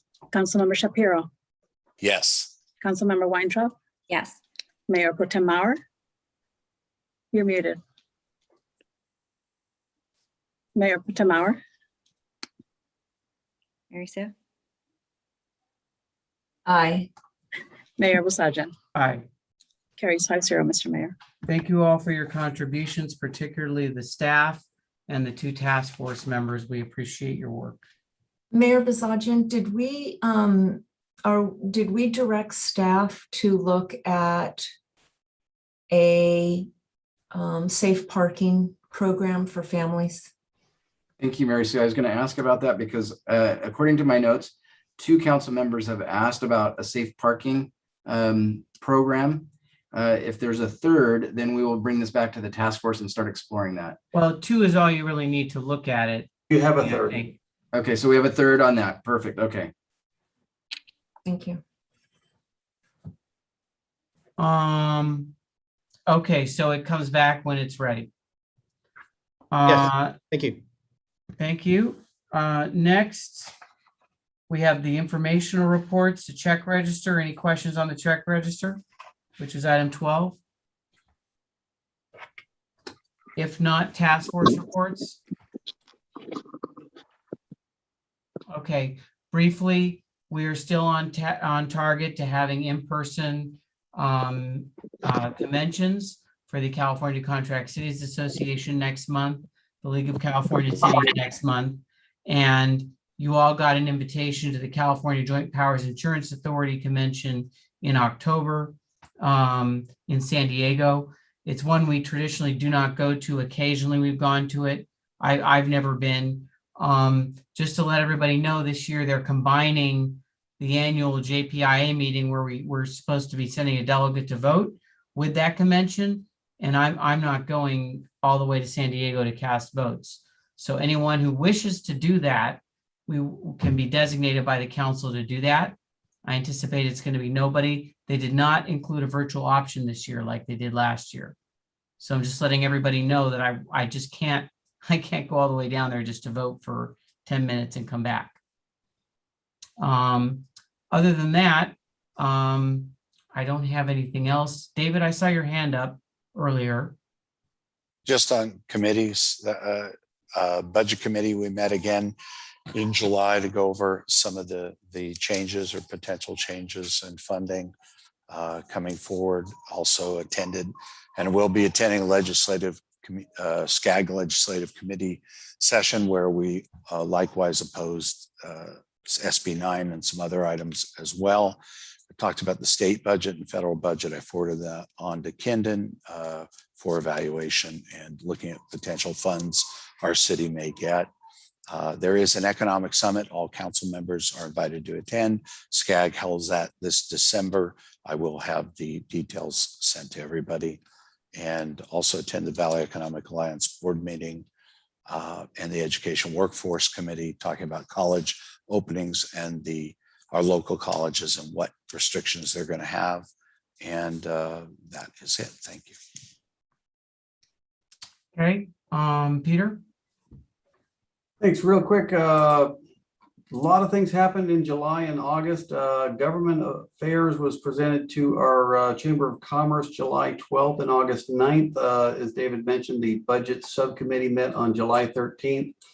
We had a CPR and first aid training at City Hall, at Founders Hall on July 14th. I attended along with a number of our emergency response team and members of our Public Safety Commission and several members of our staff as well. So you should feel safe and in good hands here in the city of Calabasas. We've obviously talked a lot about our homeless task force this evening, but I do want to mention that the Fire and Sheriff, LA County Fire and the Sheriff's Host Committee did meet here on August 5th. It was a phenomenal meeting where we got to see the way that LA County deals with their homeless population. And lastly, the community center, we've met to discuss the community center on August 3rd here at the city, and details will be forthcoming. Alicia? Oh, I actually have a question for a future agenda item. Okay, so we'll move on to City Manager's report. Do you have anything, Kendon? Mr. Mayor, Council, I do have a couple of items during public comment of the issue of increased air traffic over our area. What came up, we've received several comments and questions from the community. We are working to synthesize some of the information that's available. We have reached out to Congressman Liu's office as well on that. And so we'll have more information to present not only to the council, but to the community in the near future. Second, as council is aware, we have had a few cases of COVID that have been associated with city facilities and not necessarily outbreaks resulting from being in the facility, but individuals who participated in programs or were in city facilities and then testing positive. We have reached out to other cities and we're looking at a program to do mandatory vaccinations and or testing. What we found is several of those that have already announced similar initiatives aren't ready to even move forward. And so as we've reached out for guidance from some of the other cities, Long Beach, Pasadena, things like that, they've made those announcements, but they do not have their own guidelines in place. So please stay tuned on that. We will be coming back with more information and are taking that very seriously. And I just want the council to know that. Similarly, in regards to COVID, at this meeting, we had planned to discuss hybrid meetings, coming back in a combination of in-person and over Zoom, and to get direction from the council. Our staff is ready. They've tested different models. We have the capability of doing that. We postponed that discussion for a couple of reasons. One, we knew the discussion on unhoused individuals was going to be lengthy, and so we did not want to add it to the agenda. But then second, as we've watched the number of COVID cases go up in the county, we thought it would be best to wait at least one more meeting, if not two, before we have that discussion with the council. But we are ready based on the technology and our capabilities to do that. So we want you to be aware that we're having those discussions. Next item, I just want to let council know that over the last couple of weeks, I've received probably anywhere from 4 or 5 just notes from individuals in the community complimenting our staff on different tasks or responsibilities, whatever that might be. I just want to recognize our employees. We do have a good group of employees. They're diligent in their efforts. And it's always wonderful to, as the city manager, to receive those emails from the community, unsolicited, where people just notice something and see a talent and or a kind gesture, and then acknowledge that. And then finally, council, I do want to recognize our city attorney, Matt Summers, was recognized as one of the top 40 attorneys in the state of California under 40. And so we want to compliment Matt on that and send our congratulations on that as well. Thank you greatly. I was glad to be recognized in large part for my work for Calabasas. Thank you so much. Okay, We will go to future agenda items. I'll start out at the appropriate time when we have something we can actually discuss more than just generically. And with appropriate outside agencies involved, I'd like to agendize the discussion of air traffic. I know that's been alluded to. We have received many complaints and we've already discussed this during the meeting. So I don't know that it'd be ready for the next meeting, but sometime soon. It was mentioned a meeting or two ago about the senior center, the shade structure that they would like, the canopy. I don't know where that got left, if there was enough direction given, but I certainly would not want months to pass with no action on it.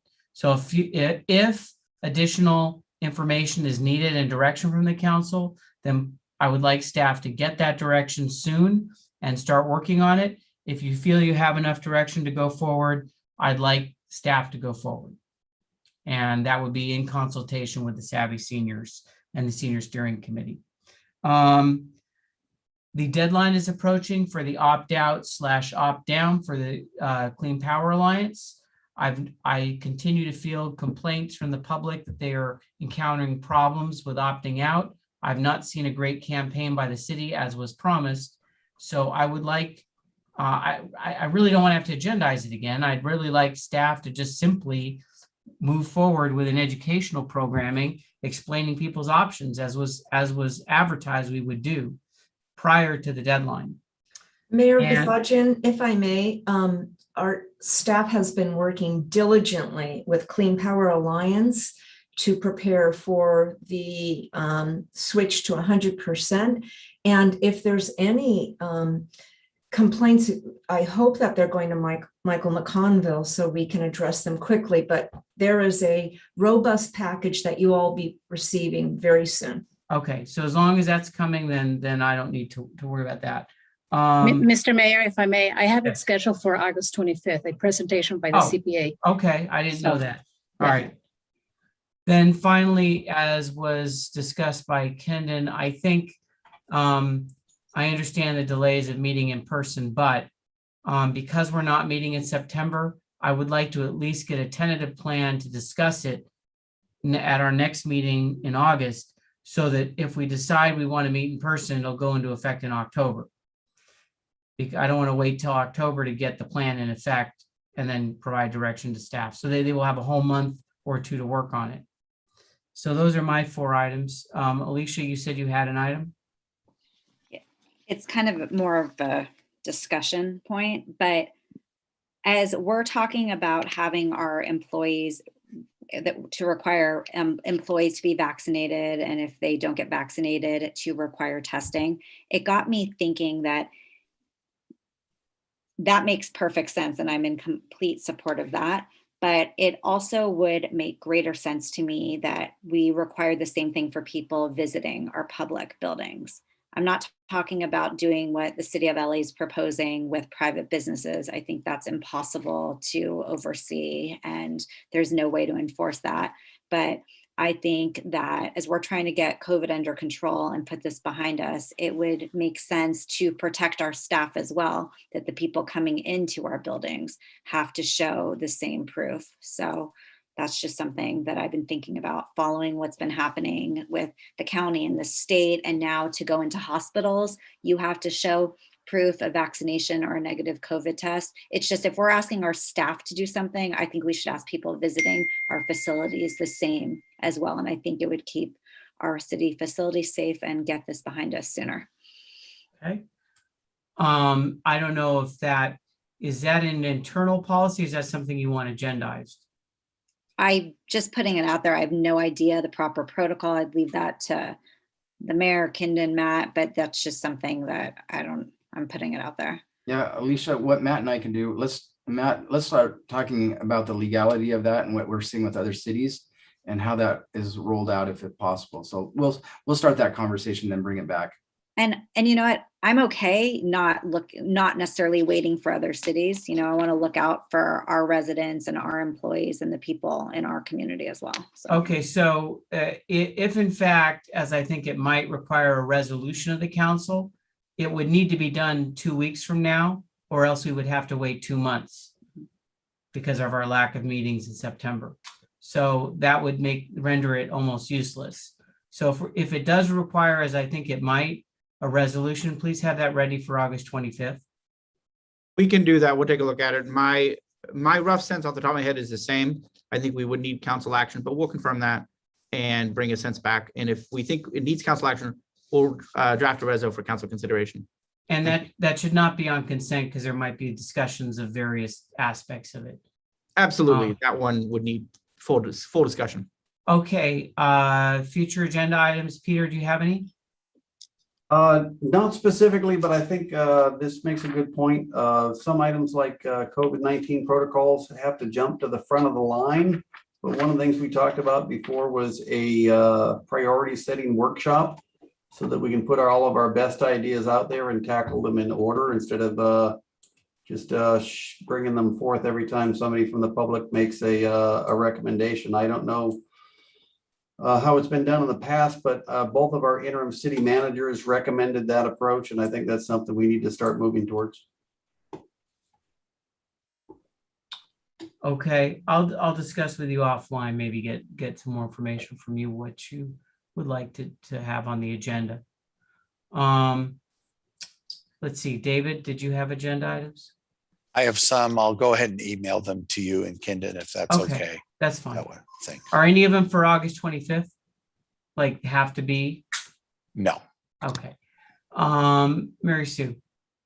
Can you remind me why we're not meeting in September? Because we have Jewish holidays, we have the League Convention, we have Contract Cities Convention. Contract Cities and the Jewish holidays kind of were the same reason, and we had no other available meeting dates. There's no first or third Wednesday we could meet? We asked and one person or another couldn't do it. And Mayor, Mr. Mayor, but we are meeting on September 28th. yes, we do have a special meeting for September. Well, yes, we have a special meeting. Okay. Right. But we're limited in what we can enact there. If you want, Mary Sue, I could ask again for everyone to do a Google thing. I just look at our list of future agenda items and all the work to be All right, done. well, Mari, put out, if you could put out, just put out every day, every weekday, and we'll see. Because as I remember, we did that and we had no one day. Let's try to We get, did it earlier in the year, yeah, and unfortunately, some of them. Can we try it again? Maybe someone's cleared up. I don't know. could you kindly make it a doodle? A doodle. That's a Yes, doodle's fine. I'll do Yes. a doodle. Thank you. Okay. With that, I see no other agenda items. It's now 9:45. We'll adjourn and have a limited closed session. We won't stay terribly late. So you've been sent a link. Thank you, members of the public. We'll see you in 2 weeks on August 25th.